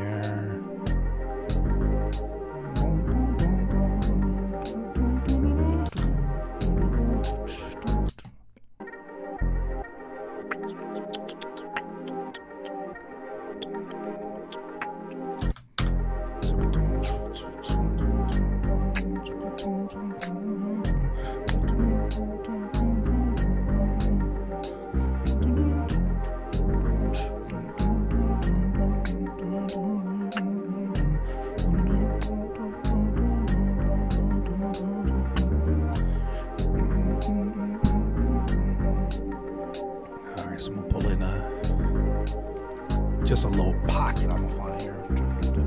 That shit fire, Kirk. I ain't did nothing but loop it up. Shout out to Navi, and he on them keys. But I'm gonna do something. I'm looking forward to this. Come on. Around this hairy popsicle, nigga. It's time to cut up around this musty misunderstanding. I told you the guy about it's happening. It's happening. Yeah. I told the guy, so he's on his way. He summons them, huh? Is there a greasy opportunity? Is there a greasy opportunity? It's crazy. I love it. Let me see. Oh, man.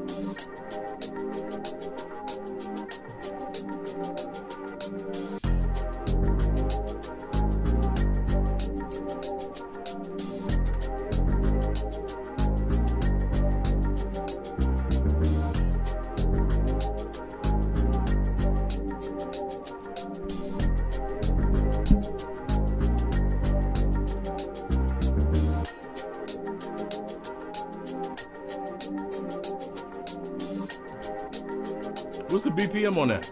95. You want to try another one? I like, maybe like a little faster. Okay.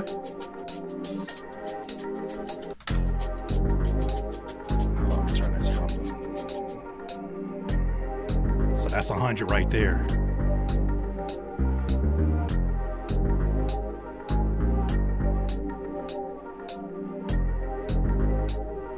How you like that BPM? I like it. Okay. Is that okay with you? Is that okay with me? I'm supposed to be. I'm a producer. I'm serving. You my guest. This is a collective. I'm your Uncle Elroy. I'm your Uncle Elroy. I'm a king around here. Yeah, sugar. That's my sugar. I know I was the type of nigga say that, get a little money. I wouldn't. Yeah, you right. That's what I said. That's one of my favorite lines. I promise you. You say you right. That's what I said. I love that nigga, man. He said, I'm type of nigga get a little money and I wouldn't move out the hood. You right. That's what I said. I'm out here at Rancho Chocamonga. He said, so I got my money. I was gone. I was gone. I paid cash money for this. Cash money. That nigga is a fool.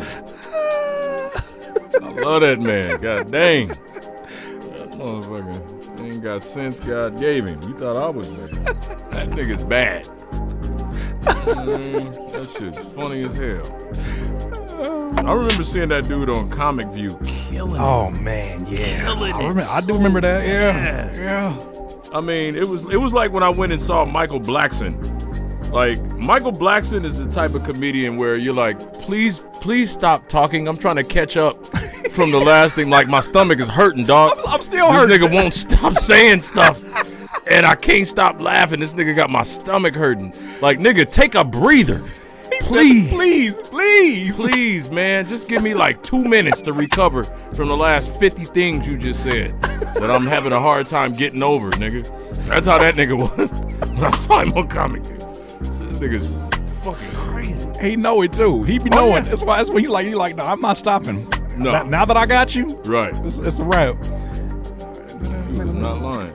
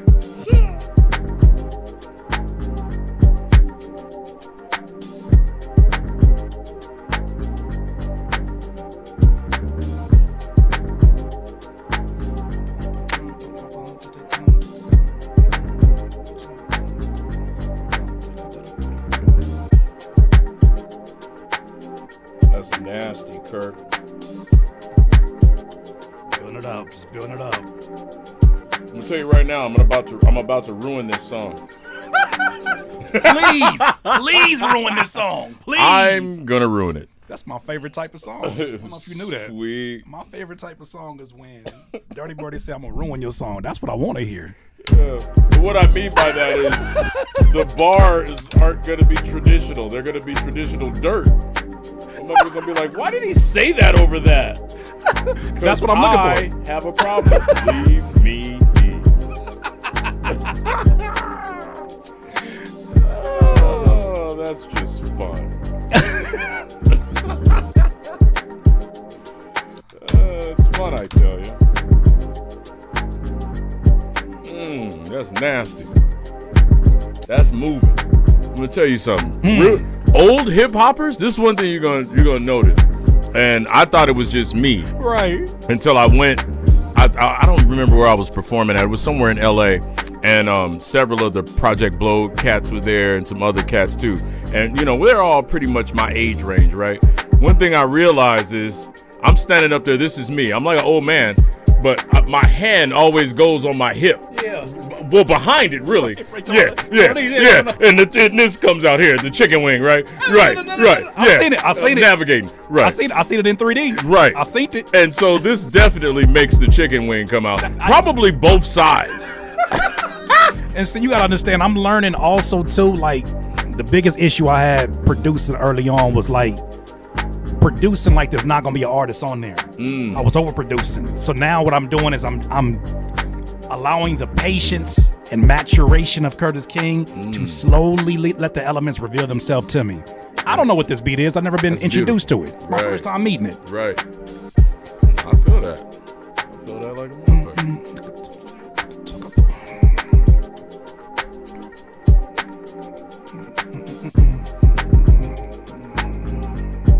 Ooh, that is nasty.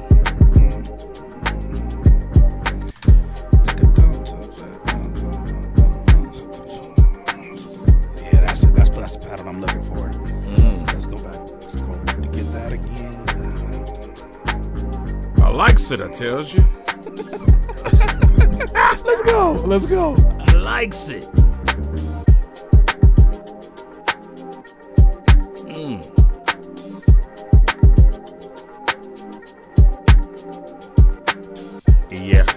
Ja, klar. Ja, klar.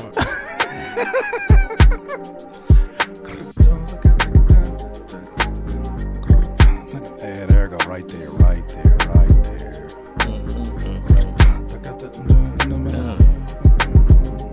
Oh, man.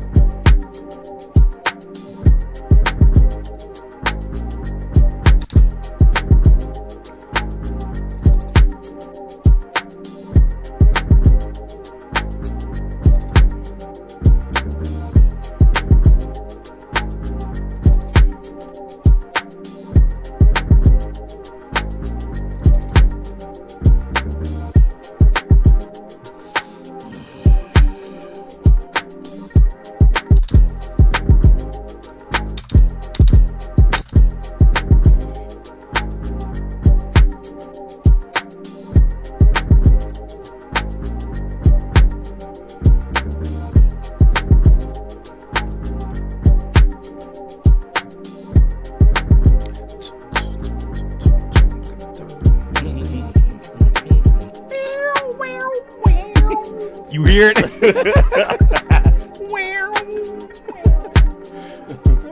Electric guitars, you say, huh? Say less. I mean, I don't know.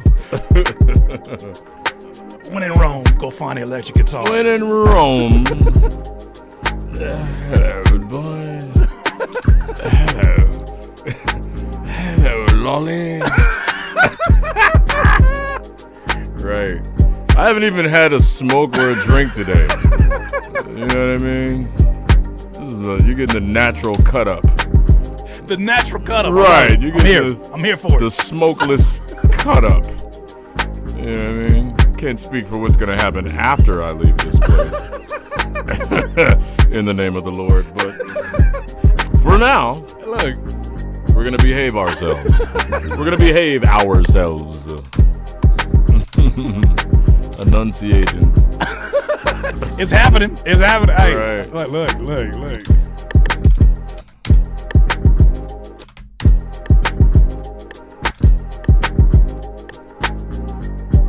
Yeah, motherfuckers, the shoulders.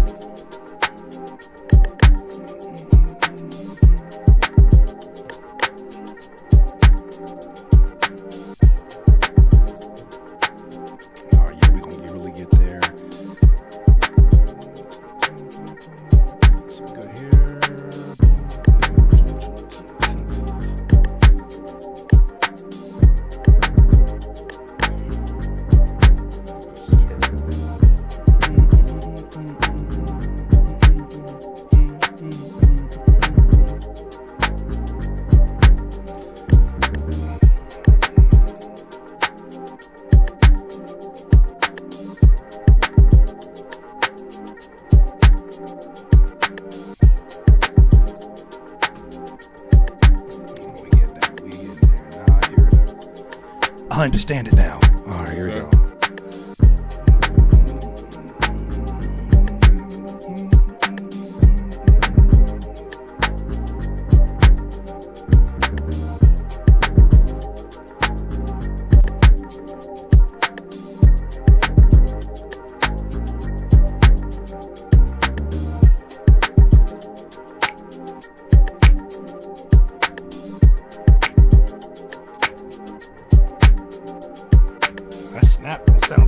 That snap don't sound too bad. Oh my goodness, it's like the layer. Snap. They call that boy Snapalicious. Snapalicious, do your dishes, baby. Hey. Yeah.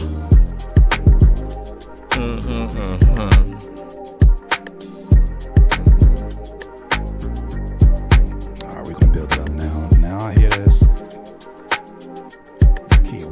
What key are we dealing with? We are in C minor. All right, let's build up something on this C minor.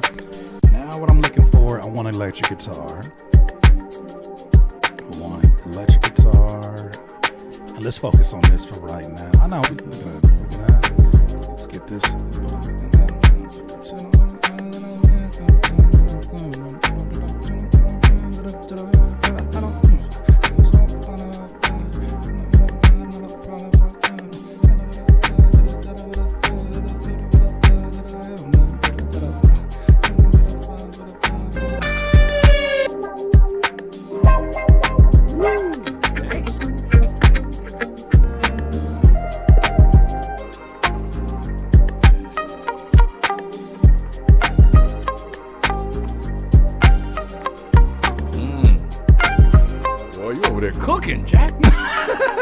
I'm shopping. Is that what you're doing? I'm shopping. I'm just shopping for some, you know. What? Smell like some greens and candy yams. You know, look, I'm just over here shopping. I like that. Something about that right there. Something just tickling my soul with that right there. About that right now. That nigga said it's a soul tickler. Soul tickler, yep. That's it. Yeah, I like that. So let's do this, and let's do it in a time minutes.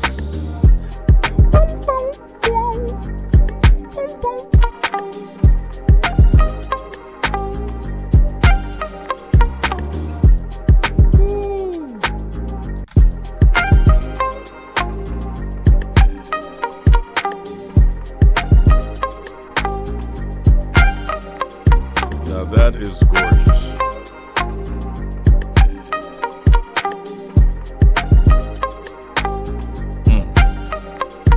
It's hard.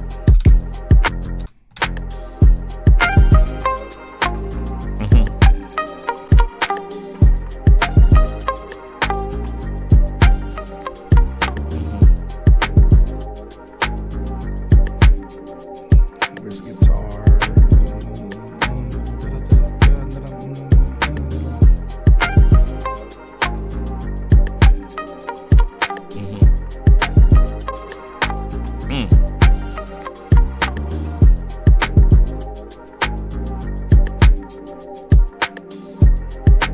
I'm gonna just loop it up just so I can hear it consistently back and forth. So the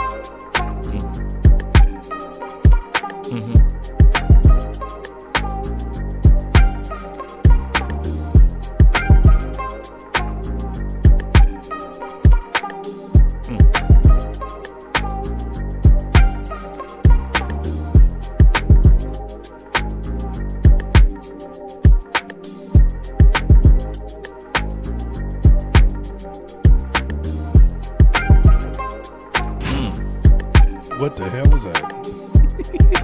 Random. All right. Yeah, I'm looking around like, did I do that shit? I ain't touching nothing. I ain't on your gear shaft, Emma. I ain't never hold tie nobody. That ain't me. Nobody. That ain't me.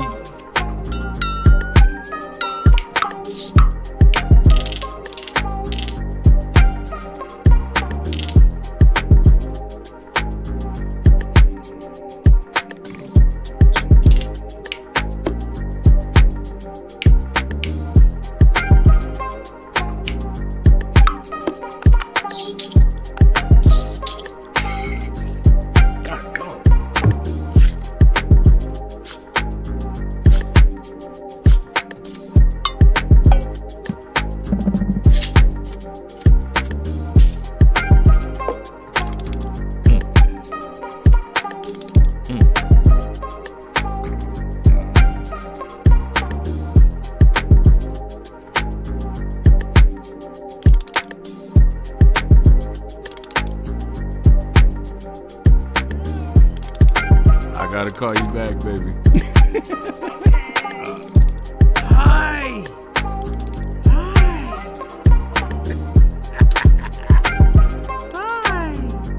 I call y'all as soon as I'm done. I love you. I love you, baby. My grandson. Hey. Yeah. This is what I do it for, Kirk. How you doing? That's what I'm still doing it for, boy. Come on. Yes, sir. So let me not waste your time. I'm not waste your time. Hey, I'm not gonna do that. Sorry. Let's go. It's all good. I love you. I'll give you a shout. All right.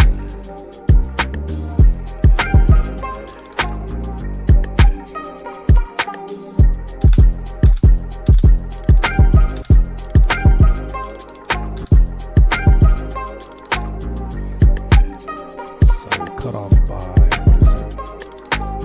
This is gonna always be cut off. Cut.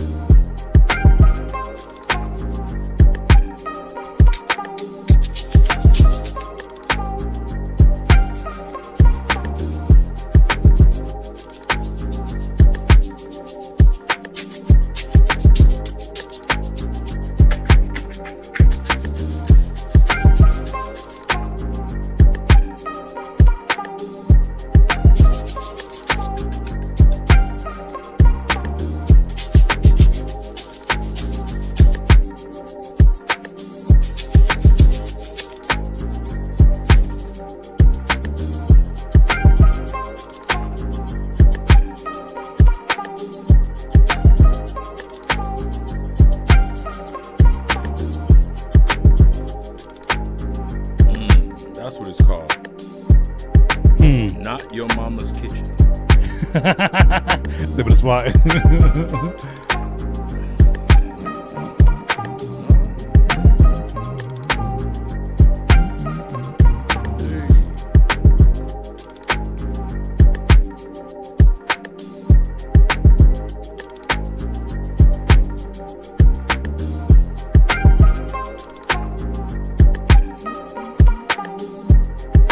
Man, I love that curve. Come on. That right there, that's Thank you. I appreciate you. that's doing a little something.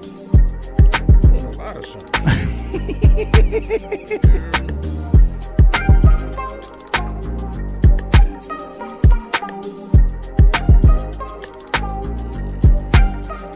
I want to duck something underneath.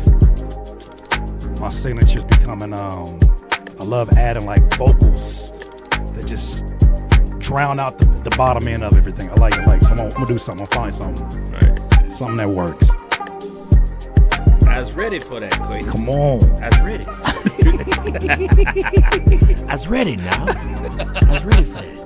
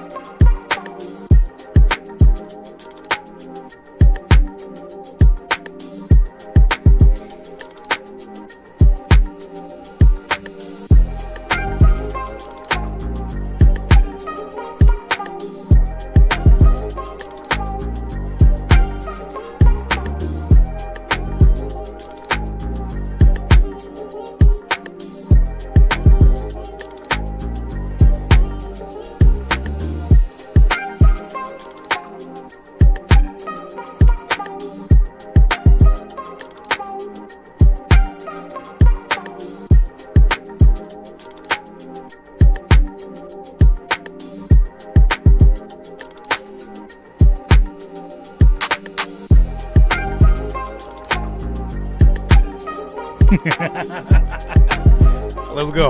You dig? You did. It's very, very good of you there. I just, something I whipped up together, something I just kind of, just shopping. I'm just shopping. Wow, you are stirring the pot there, fella. You're a pot stirrer, is what you are. Let's go. Look. I'm in the presence of legends. I gotta come with it. We gotta do what we gotta do. I'm just very good. That's very kind of you to say. It's very hospitable. I call it how I see it. That's the kind of person I am. I just call it how I see it. I heard that about you. Where'd you call things what you see them as? Contrary to popular belief. I call it how I see it. I'm not meditative. I'm not meditative. I think I want to slump these kicks off the grid a little bit more. Let me see.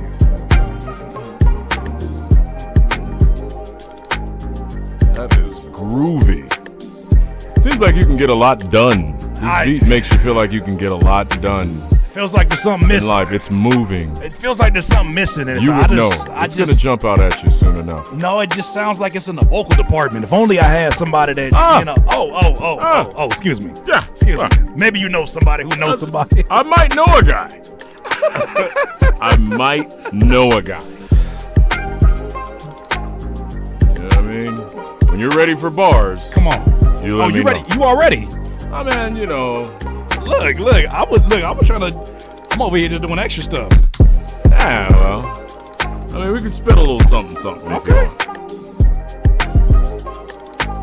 You tell me when you're ready for the guy. Look, hold on. Let me just get this right here, and I'm ready. I'll tap his shoulder. I'm ready. I am ready. Okay, let me do this. Let's do this. Let me consolidate this down.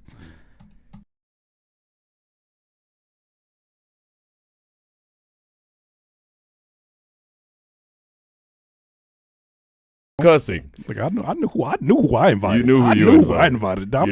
I don't want none of my folks to come here and never be a diet version of themselves. I want to make sure that these folks get this, because it ain't the same. If I go messing around with the ingredients that I didn't cook this. You cooked this. I want the ingredients to be what they were, because they're gonna have the same look in their face like. Somebody gonna say, "Hey, he's cursing on a Sunday." On a Sunday. Why did I click on a this? Sunday afternoon. I could blame myself for clicking this today, but I won't because I lack accountability. No, I'm kidding. Accountability, that costs too much. I can't count on my accountability. I'm going to dodge it at all costs. At all costs. Make sure you enunciate that last S on the word cost. Costs. All right, let me go ahead. So we're going to do this. Let me, so this is cut in between these. All right, so now I got this situated, which is good. Now I just need to go ahead and give you a little bit of intro, and I think we're good to go on this one. So sweet.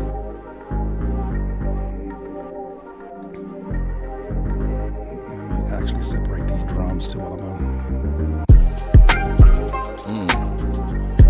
We standing face to face with utter divine flappage. Wait, what? Yes. Oh, I can't wait. I can't wait. Cabbage cologne either. No, I can't wait. All right, so what we'll do. I'm gonna actually put this in reverse order. Okay. And this is what we'll do. We'll take this. We'll get this going on here. We'll get this going on. And then we'll take this. And actually, this is what we do.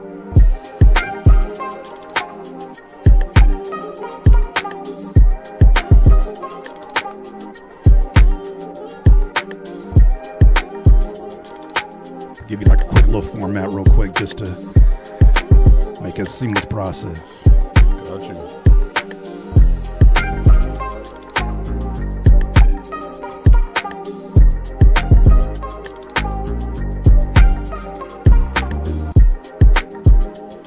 You definitely shouldn't write what you're feeling if you're hungry. I need a sandwich. I'm starving.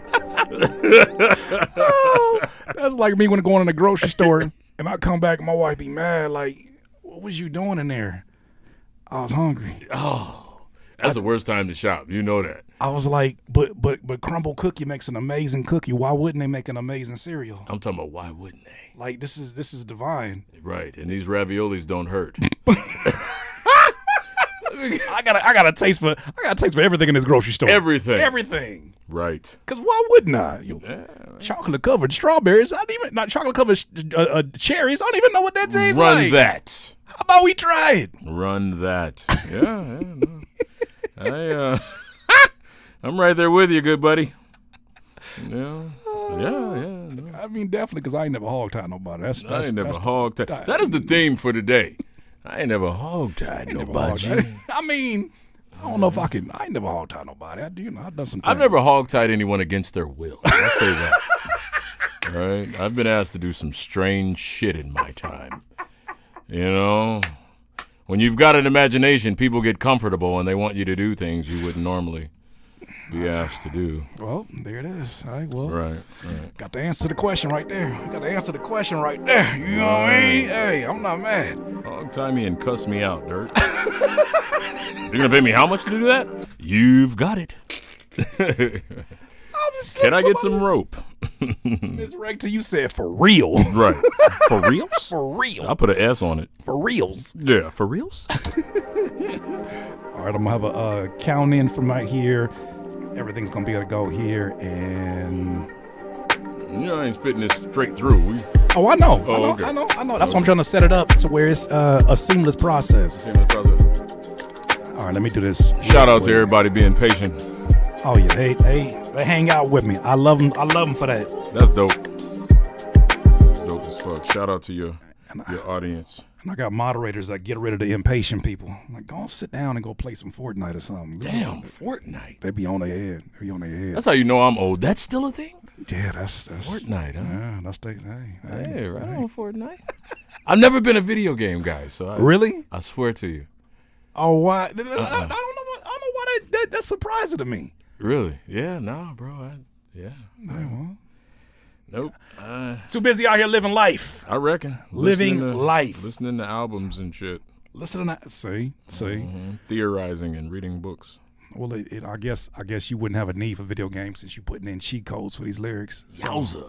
I said it. Skadoosh. That brother's got a million of them. He got a million of them. I love it.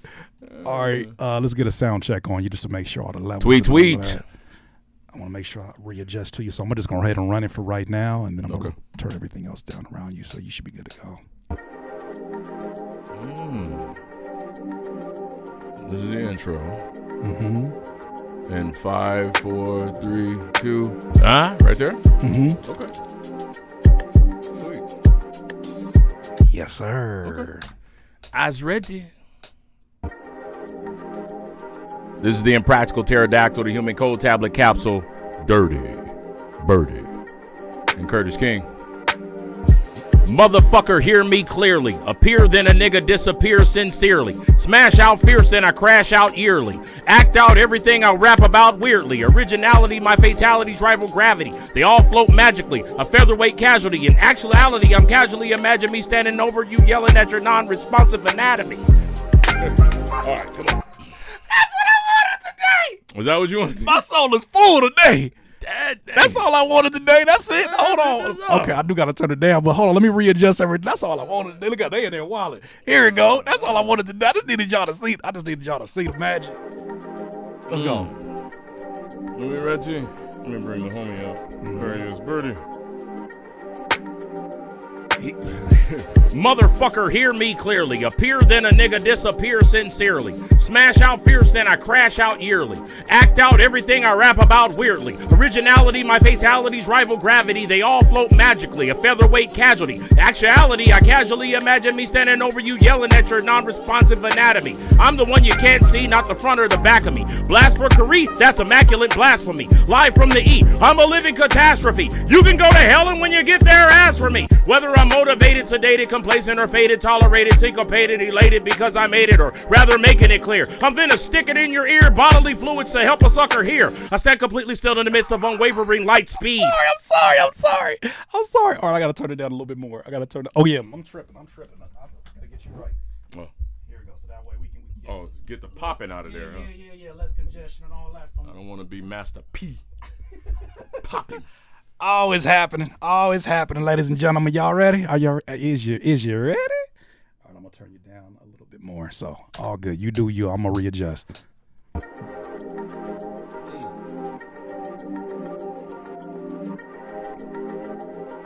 here. Mm-hmm.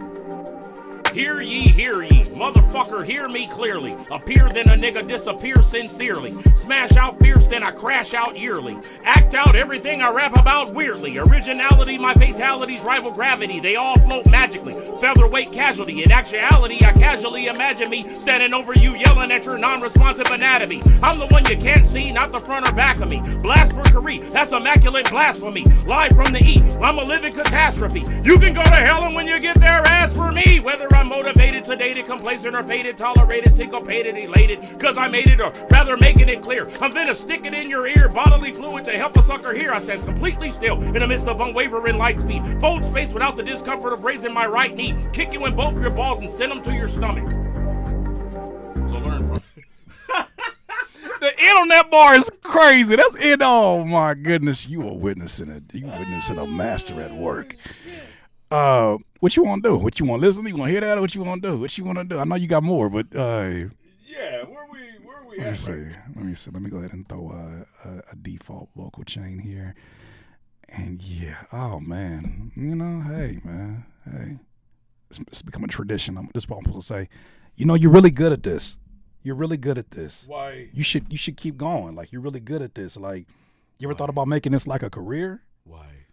That's my favorite. That's my favorite. That's my dad. Just don't worry about it. That's a dad joke for me. Why? Thank you. I did that to the first person I did that with was Mick Jenkins. He was like, "Are you sick? Are you mad? Are you mad? Are you mad, sir?" I love it. Okay, let's see. Here's what I got so far. Let me go ahead and play it. Right here.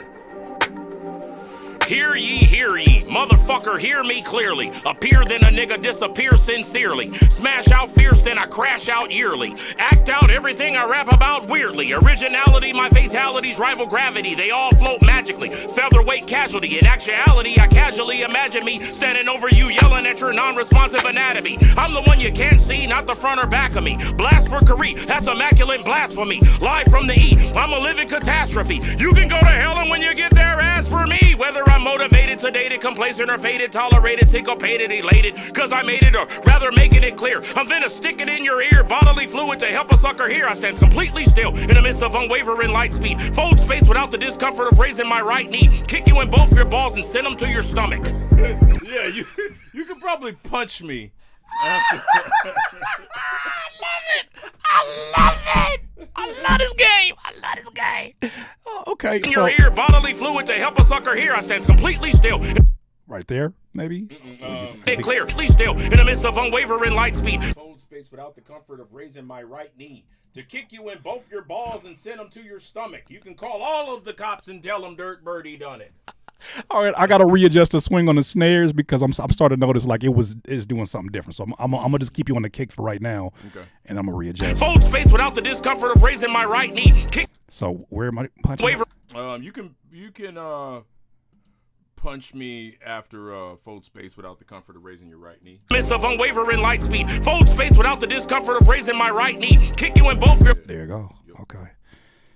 So, all right, so let's get this here, and then I'll start you from right around here, and all right, here we go. Completely still in the midst of unwavering light speed. Fold space without the discomfort of raising my right knee. Kick you in both of your balls and send them to your stomach. You can call all the cops and tell them Dirty Birdie done it.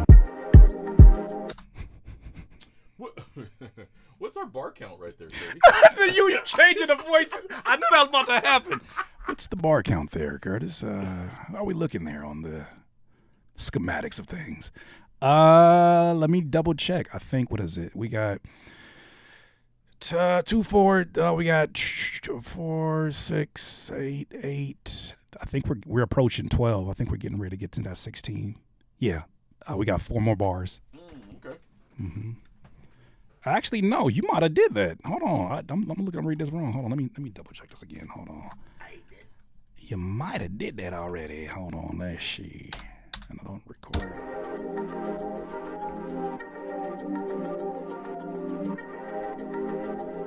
Right here.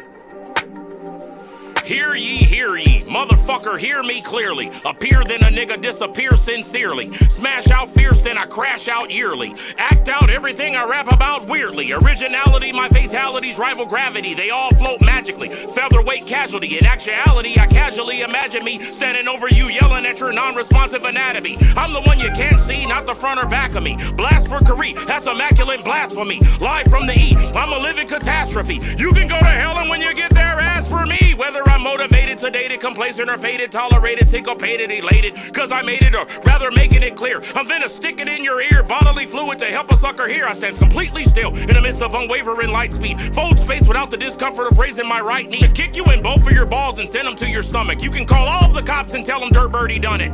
I think that's it right there. Around this fucking hairy popsicle. God damn it. I needed this. I'll do my dubs. I'll do my dubs. My good sir, I shall commence to the dubs. Could you please? I'll do my dubs. Oh, man, I love it. I love it. I love it. Curtis. I love it. Like what Dwayne Wade said, I love it. I love this game. I love this game. Oh, my God. All right. So, okay, so we do the dub then. Here we go. You ready? Yes, sir. Tweet. Even in my mother loving sleep. Yo, Kurt, what you got for me, Right man? here. Right here? Hear ye, motherfucker, hear me clearly. Appear, then a nigga disappear sincerely. Smash out fierce, then I crash out yearly. Act out everything I rap about weirdly. Originality, my fatalities rival gravity. They all float magically. Featherweight casualty. In actuality, I casually imagine me standing over you, yelling at your non-responsive anatomy. I'm the one you can't see, not the front or back of me. Blast for Career, that's immaculate blasphemy. Live from the E, I'm a living catastrophe. You can go to hell, and when you get there, ask for me. Whether I'm motivated, sedated, complacent, or faded, tolerated, syncopated, elated, cause I made it, or rather making it clear. I'm finna stick it in your ear, bodily fluid to help a sucker hear. I stand completely still in the midst of unwavering light speed. Fold space without the discomfort of raising my right knee. Kick you in both of your balls and send them to your stomach. You can call all of the cops and tell them Dirty Birdie done it. With your tattletale ass. You fucking tattleteller. You're a professional tattleteller. I didn't mean to cut you. I thought it was good. I was gonna laugh anyways. I ain't never hog-tied nobody. I promise I ain't never did that. That is the theme of the. I keep saying it. I just feel like it's taking on a new life now. Cause it's really like I ain't never did nobody no wrong. I ain't. Why y'all mad at me? I ain't never hog-tied nobody. Never hog-tied a motherfucker that didn't ask. They didn't ask. They didn't. That's very important. They didn't ask for it. That's the one. I mean, who am I to deny a request? Right. You know, it's a special request. Hey, okay, I will do my best. Like my mama used to say when I was a kid, and she fuck us up, and I mean that. And I mean that. Shit, mama, I didn't think you did. And I mean that. I was trying to make an argument. I was like, you know, my pops was very strict and very intimidating, but there was something that was signature. There was something that was signature about my mom when she started getting intimidating. She said, "I'm gonna whoop you till I get tired," and I said, "Damn." But you be cleaning up for hours. When do you get tired? Good God, I don't think I want to find out Nah, until you get tired. You don't want an ass whipping from somebody in shape. What if you catch a second wind? Man, what if? When you catch a second, That's a guarantee. that's a guarantee.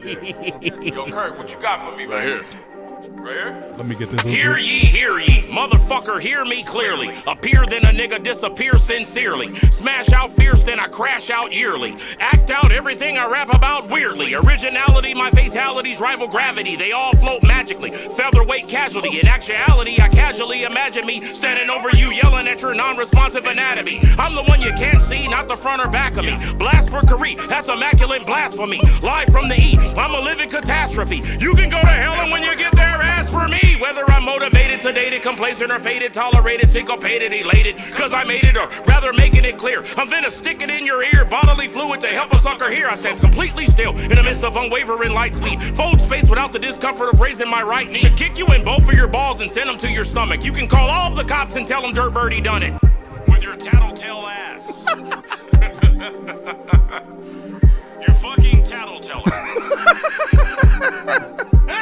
Hear ye, motherfucker, hear me clearly. Hear ye, motherfucker, hear me clearly. Appear, then a nigga disappear sincerely. Smash out fierce, then I crash out yearly. Act out everything I rap about weirdly. Originality, my fatalities rival gravity. They all float magically. Featherweight casualty. In actuality, I casually imagine me standing over you, yelling at your non-responsive anatomy. I'm the one you can't see, not the front or back of me. Blast for Career, that's immaculate blasphemy. Live from the E, I'm a living catastrophe. You can go to hell, and when you get there, ask for me. Whether I'm motivated, sedated, complacent, or faded, tolerated, syncopated, elated, cause I made it, or rather making it clear, I'm finna stick it in your ear, bodily fluid to help a sucker hear. I stand completely still in the midst of unwavering light speed. Fold space without the discomfort of me. Hear ye, motherfucker, hear me clearly. Appear, then a nigga disappear sincerely. Smash out fierce, then I crash out yearly. Act out everything I rap about weirdly. Originality, my fatalities rival gravity. They all float magically. Featherweight casualty. In actuality, I casually imagine me standing over you, yelling at your non-responsive anatomy. I'm the one you can't see, not the front or back of me. Blast for Career, that's immaculate blasphemy.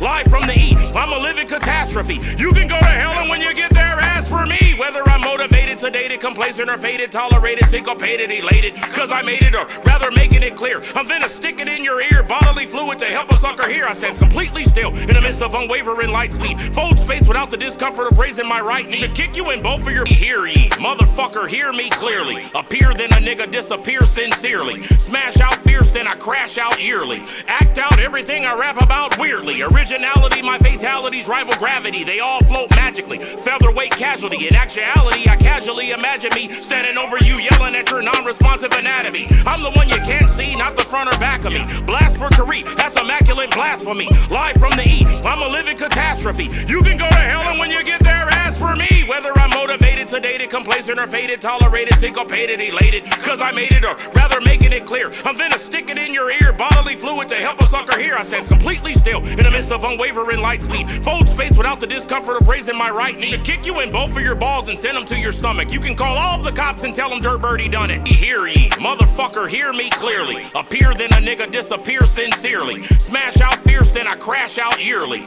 Act out everything I rap about weirdly. Originality, my fatalities rival gravity. They all float magically. Featherweight casualty. In actuality, I casually imagine me standing over you, yelling at your non-responsive anatomy. I'm the one you can't see, not the front or back of me. Blast for Career, that's immaculate blasphemy. Live from the E, I'm a living catastrophe. You can go to hell, and when you get there, ask for me. Whether I'm motivated, sedated, complacent, or faded, tolerated, syncopated, elated, cause I made it, or rather making it clear, I'm finna stick it in your ear, bodily fluid to help a sucker hear. I stand completely still in the midst of unwavering light speed. Fold space without the discomfort of raising my right knee. To kick you in both of your balls. Hear ye, motherfucker, hear me clearly. Appear, then a nigga disappear sincerely. Smash out fierce, then I crash out yearly. Act out everything I rap about weirdly. Originality, my fatalities rival gravity. They all float magically. Featherweight casualty. In actuality, I casually imagine me standing over you, yelling at your non-responsive anatomy. I'm the one you can't see, not the front or back of me. Blast for Career, that's immaculate blasphemy.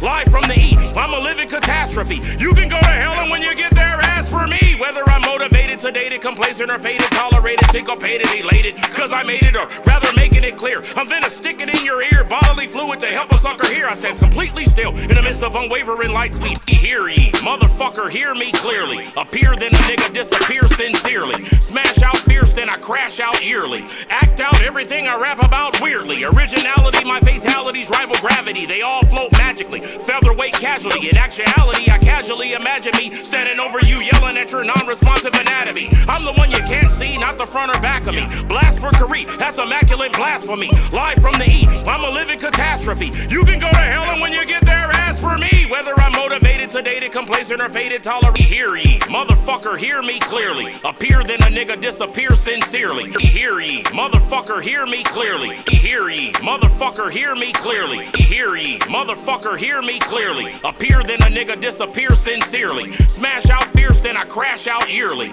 Act out everything I rap about weirdly. Originality, my fatalities rival gravity. They all float magically. Featherweight casualty. In actuality, I casually imagine me standing over you, yelling at your non-responsive anatomy. I'm the one you can't see, not the front or back of me. Blast for Kareem, that's immaculate blasphemy. Live from the E, I'm a living catastrophe. I'm the one you can't see, not the front or back of me. Blast for Kareem, that's immaculate blasphemy. Live from the E, I'm a living catastrophe. Anatomy, I'm the one you can't see, not the front or back of me. Blast for Kareem, that's immaculate blasphemy. Live from the E, I'm a living catastrophe. You can go to hell, and when you get there, ask for me. Whether I'm motivated, sedated, complacent, or faded, tolerated, syncopated, elated, cause I made it, or rather making it clear, I'm finna stick it in your ear, bodily fluid to help a sucker hear. I stand completely still in the midst of unwavering light speed. Fold space without the discomfort of raising my right knee. Kick you in both of your balls and send them to your stomach. You can call all of the cops and tell them Dirty Birdie done it. Hear ye, motherfucker, hear me clearly. Appear, then a nigga disappear sincerely. Smash out fierce, then I hear ye, motherfucker, hear me clearly. Appear, then a nigga disappear sincerely. Smash out fierce, then I crash out yearly.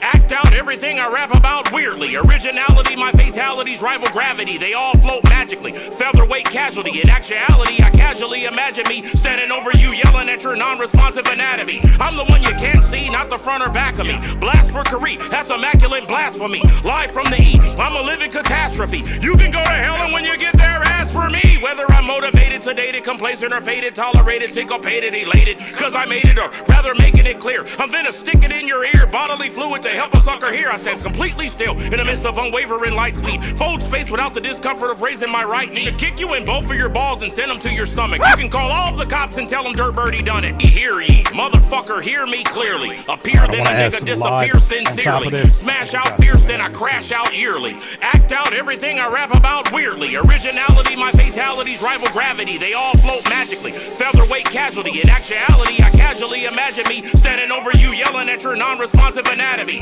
I'm the one you can't see, not the front or back of me. Blast for Kareem, that's immaculate blasphemy. Live from the E, I'm a living catastrophe. You can go to hell, and when you get there, ask for me. Whether I'm motivated, sedated, complacent, or faded, tolerated, syncopated, elated, cause I made it, or rather making it clear, I'm finna stick it in your ear, bodily fluid to help a sucker hear. I stand completely still in the midst of unwavering light speed. Fold space without the discomfort of raising my right knee. Kick you in both of your balls and send them to your stomach. You can call all of the cops and tell them Dirty Birdie done it. Hear ye, motherfucker, hear me clearly. Appear, then a nigga disappear sincerely. Smash out fierce, then I crash out yearly. Act out everything I rap about weirdly. Originality, my fatalities rival gravity. They all float magically. Featherweight casualty. In actuality, I casually imagine me standing over you, yelling at your non-responsive anatomy. I'm the one you can't see, not the front or back of me. Blast for Kareem, that's immaculate blasphemy. Live from the E, I'm a living catastrophe. You can go to hell, and when you get there, ask for me. Whether I'm motivated, sedated, complacent, or faded, tolerated, syncopated, elated, cause I made it, or rather making it clear, I'm finna stick it in your ear, bodily fluid to help a sucker hear. I stand completely still in the midst of unwavering light speed. Fold space without the discomfort of raising my right. Hear ye, motherfucker, hear me clearly. Appear, then a nigga disappear. Hear ye, motherfucker, hear me clearly. Appear, then a nigga disappear sincerely. Hear ye, motherfucker, hear. Hear ye, motherfucker, hear me clearly. Appear, then a nigga disappear sincerely. Smash out fierce, then I crash out yearly. Act out, ye, hear ye, motherfucker, hear me clearly. Appear, then a nigga disappear sincerely. Smash out fierce, then I crash out yearly. Hear ye, motherfucker, hear me clearly. Appear, then hear ye, motherfucker, hear me clearly. Hear ye, motherfucker, hear me clearly. Appear, then a nigga disappear sincerely. Smash out fierce, then I hear ye, motherfucker, hear me clearly. Appear, then a nigga disappear sincerely. Smash out fierce, then I crash out yearly. Act out everything I rap about weirdly. Originality, my fatalities rival gravity. They all float magically. Featherweight casualty. In actuality, I casually imagine me standing over you, yelling at your non-responsive anatomy. I'm the one you can't see, not the front or back of me. Blast for Kareem, that's immaculate blasphemy. Live from the E, I'm a living catastrophe. You can go to hell, and when you get there, ask for me. Whether I'm motivated, sedated, complacent or faded, tolerated, syncopated, elated, cause I made it, or rather making it clear. I'm finna stick it in your ear, bodily fluid to help a sucker hear. I stand completely still in the midst of unwavering light speed. Fold space without the discomfort of raising my right knee. Kick you in both of your balls and send them to your stomach. You can call all of the cops and tell them Dirty Birdie done it. Hear ye, motherfucker, hear me clearly. Appear then a nigga disappear sincerely. Smash out fierce then I crash out yearly. Act out everything I rap about weirdly. Originality, my fatalities rival gravity. They all float magically. Featherweight casualty. In actuality, I casually imagine me standing over you yelling at your non-responsive anatomy. I'm the one you can't see, not the front or back of me. Blast for Tariq, that's immaculate. Hear ye, motherfucker, hear me clearly. Appear then a nigga disappear sincerely. Smash out fierce then I crash out yearly. Act out everything I rap about weirdly. Originality, my fatalities rival gravity. They all float magically. Featherweight casualty. In actuality, I casually imagine me standing over you yelling at your non-responsive anatomy. I'm the one you can't see, not the front or back of me. Blast for Tariq, that's immaculate blasphemy. Live from the E, I'm a living catastrophe. You can go to hell and when you get there, ask for me. Whether I'm motivated, sedated, complacent or faded, tolerated, syncopated, elated. Tweet, tweet. Even in my mother loving sleep. Yo, Kurt, what you got for me, man? Right here. Right here? Hear ye, motherfucker, hear me clearly. Appear then a nigga disappear sincerely. Smash out fierce then I crash out yearly. Act out everything I rap about weirdly. Originality, my fatalities rival gravity. They all float magically, featherly early. Originality, my fatalities rival gravity. They all float magically, featherweight casualty. In actuality, I casually imagine me standing over you yelling at your non-responsive anatomy. Hear ye, motherfucker, hear me clearly. Appear then a nigga disappear sincerely. Smash out fierce then I crash out yearly. Act out everything I rap about weirdly. Originality, my fatalities rival gravity. They all float magically, featherweight casualty. In actuality, I casually imagine me standing over you yelling at your non-responsive anatomy. Hear ye, motherfucker, hear me clearly. Appear then a nigga disappear sincerely. Smash out fierce then I crash out yearly.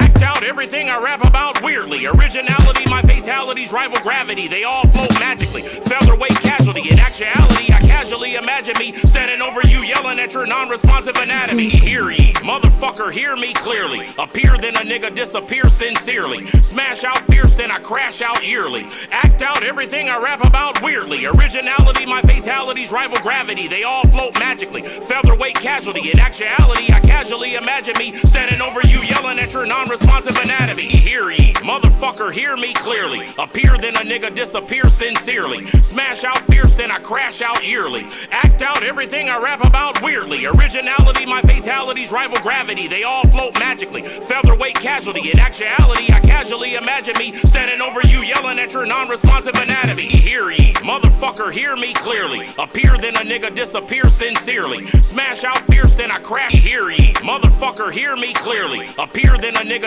hear ye, motherfucker, hear me clearly. Appear then a hear ye, motherfucker, hear me clearly. Hear ye, motherfucker, hear me. Hear ye, motherfucker, hear me clearly. Appear then a nigga disappear sincerely. Smash out fierce then I crash out yearly. Act out everything I rap about weirdly. Originality, my fatalities rival gravity. They all float magically, featherweight casualty. In actuality, I casually imagine me standing over you yelling at your non-responsive anatomy. Hear ye, motherfucker, hear me clearly. Appear then a nigga disappear sincerely. Smash out fierce then I crash out yearly. Act out everything I rap about weirdly. Originality, my fatalities rival gravity. They all float magically, featherweight casualty. In actuality, I casually imagine me standing over you yelling at your non-responsive anatomy. Hear ye, motherfucker, hear me clearly. Appear then a nigga disappear sincerely. Smash out fierce then I crash out. Hear ye, motherfucker, hear me clearly. Appear then a nigga disappear sincerely. Smash out fierce then I crash out yearly. Hear ye, motherfucker, hear me clearly. Appear then a nigga disappear sincerely. Smash out fierce then I crash out yearly. Act out everything I rap about weirdly. Originality, my fatalities rival gravity. They all float magically, featherweight casualty. In actuality, I casually imagine me standing over you yelling at your non-responsive anatomy. Hear ye, motherfucker, hear me I like clearly. that. Appear then a nigga better grow. Hear ye, motherfucker, hear me clearly. Appear then a nigga disappear sincerely. Smash out fierce then I crash out yearly. Act out everything I rap about weirdly. Originality, my fatalities rival gravity. They all float magically, featherweight casualty. In actuality, I casually imagine me standing over you yelling at your non-responsive anatomy. I'm the one you can't see, not the front or back alchemy. Blast for Tariq, that's immaculate blasphemy. Live from the E, I'm a living catastrophe. You can go to hell, and when you get there, ask for me. Whether I'm motivated, sedated, complacent, or faded, tolerated, syncopated, elated, cause I made it, or rather making it clear. I'm gonna stick it in your ear, bodily fluid to help a sucker hear. I stand completely still in the midst of unwavering light speed. Fold space without the discomfort of raising my right knee. To kick you in both of your balls and send them to your stomach. You can call all of the cops and tell them Dirty Birdie done it. With your tattletale ass. We got one. Oh, round of applause. I know you've been talking about food. I don't want to hold you. But I just sitting here and I'm just like, hey, I'm really over here producing something for the man. And I'm over here messing with the vocals. Like, I do this all the time. This ain't an everyday occurrence, ladies and gentlemen. On a Sunday? Huh? You are doing a phenomenal job, sir. Thank you. Like, look, all I'm saying is, you working on projects. Consider me. I have a Yelp page. I'm just I will definitely go and leave 5 stars. I appreciate that. They've been leaving bad reviews lately, talking about, why he don't be giving out nothing for free no more. And I'm like, because I got people that I want to work with. And I, what I'm saying, they like, oh man, I don't know if I like what he doing. And I'm like, don't come into the store no more. That's all. But, you got a choice. You know how Yelp be sometimes. You got a choice when you're feeling moist. You got a choice. Man, I appreciate you so much for squeezing in time for this rare appearance here, man. We want to continue to celebrate you. Where can these fine people find you and all that good stuff?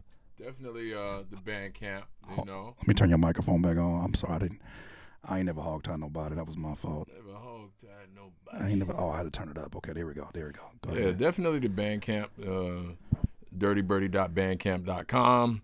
Usually is going to have the most recent joints that I've put out.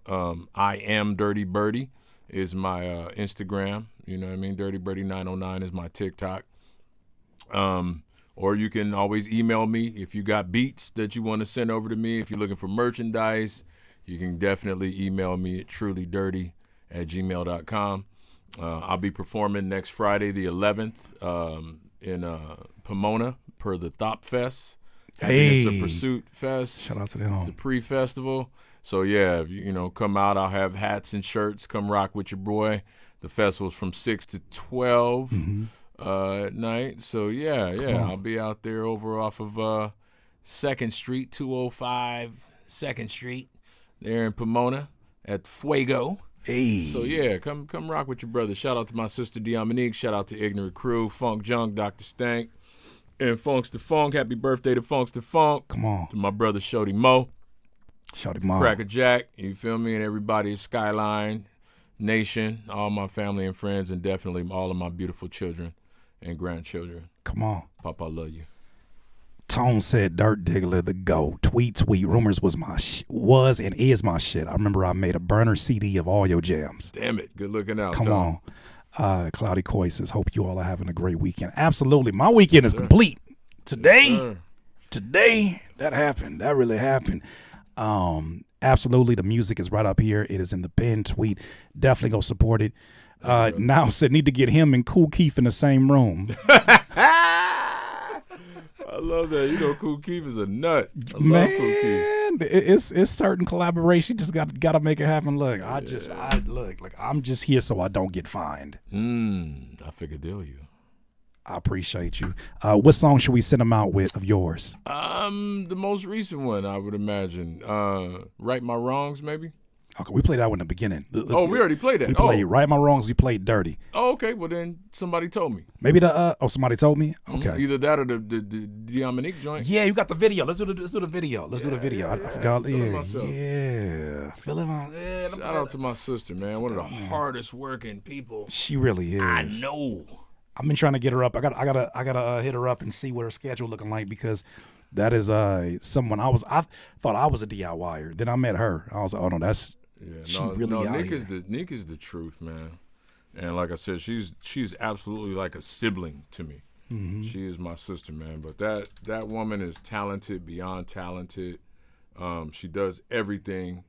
You know what I mean? And man, I cherish her.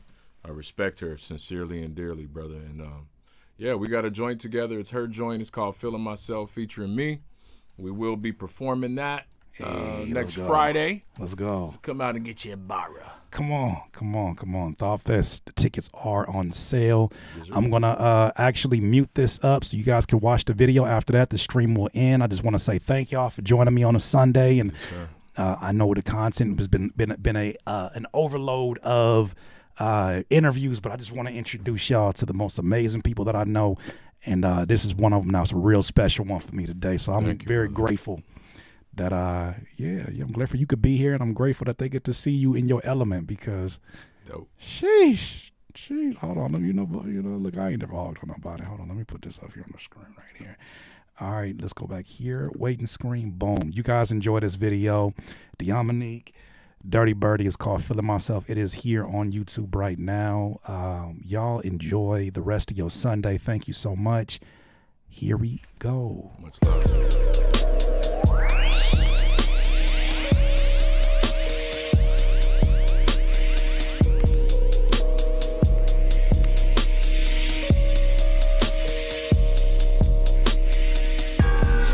Sizzle when I start the riddle. Hot sauce nigga with the lid off. Nah, I don't wanna hear your fucking demo. Bitch tried to play me like a fiddle. I ain't gotta flex, the heat stay on deck. This chick sick when I spit my shit like a kick push flip. I'm a 6'10" bitch, but I hit different like a 6-volt switch. Confidential, the bass lay low, the tempo. I pitch move, stretch it out like a limo. Pull up real quick, smooth like a gimbal. Ya tú sabes, pero no Nintendo. No respect for no grimy hoes. Trick or treat and I'ma get my dough. Shit gon' pop like when the champagne go.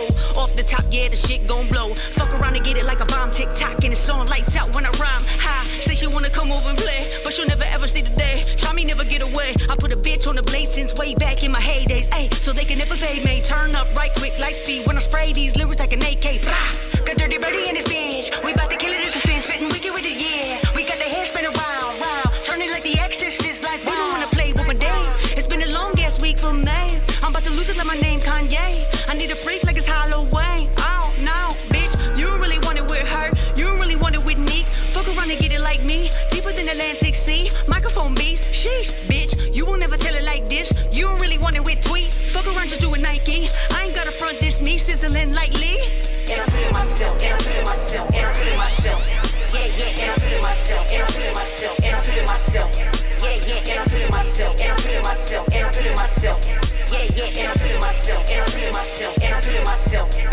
You rockin' with the tweeter. I'm the intricate, infinite, unforgiving spit skeeter. Wingspan, a maleficent marijuana bud squeezer. Chiefer, the billow of white smoke releaser. Career the magnificent. The dividend increaser and creature of sheer explicitness. Spit up a fucking leader and drizzle it over beats, I guess. Getter, eat a letter. Think I thought was speaking better. Weak as ever, we can never be, but clever speech endeavor. Seeking cheddar, it's the brown and black and decker letter shredder. Rip it individually or like theater spit together. Pick a letter, pick a pack of pickled peppers or whatever. Whether you feeling me now or never, I'm a clever feller. Dirty Birdie. Damn it, I get around in no time flat like the planet. If the day should come where they consider me as average. And like Dre said, fuck rap, you can have it. Back the fuck up, I'm feeling me ability to willingly tell you visually what you see. Act the fuck up, in your remedy they sending me to blow your fucking mind like a Kennedy. That's a nigga mood and how I do anything is how everything a nigga do. Mash the fuck up, I'ma add a new item to the menu, this is light shit, rabbit food. Dirty dickle, tickle, a pretty nickel without the middle finger. Used to get you the dirty birdie, but with the pickle, it don't matter to the sickle, dickle, colder than a sickle, pop a sucker in the tipple, then we watch it fly. Uncensored hip-hop, unfiltered spit spot. No dookie shit drop, no Lucy shit box. No empty piss pots that slap like Chris Rock. Here's a pitch like Spock, infinity like Pop. Non-stop, plop, plop on your blood clot. Pop, pop, cover up your chest like a crop top. This a one-stop shop, the Dominique and Dirty Birdie. When we shoot the shot is going in like Stephen Curry. Let the sideshow begin, step right up and hurry. I see through you never blurry, that's how come I never worry. About the shit you talking about and that's why people leaving early. You can see me walking out, hand on my cock without the hurry.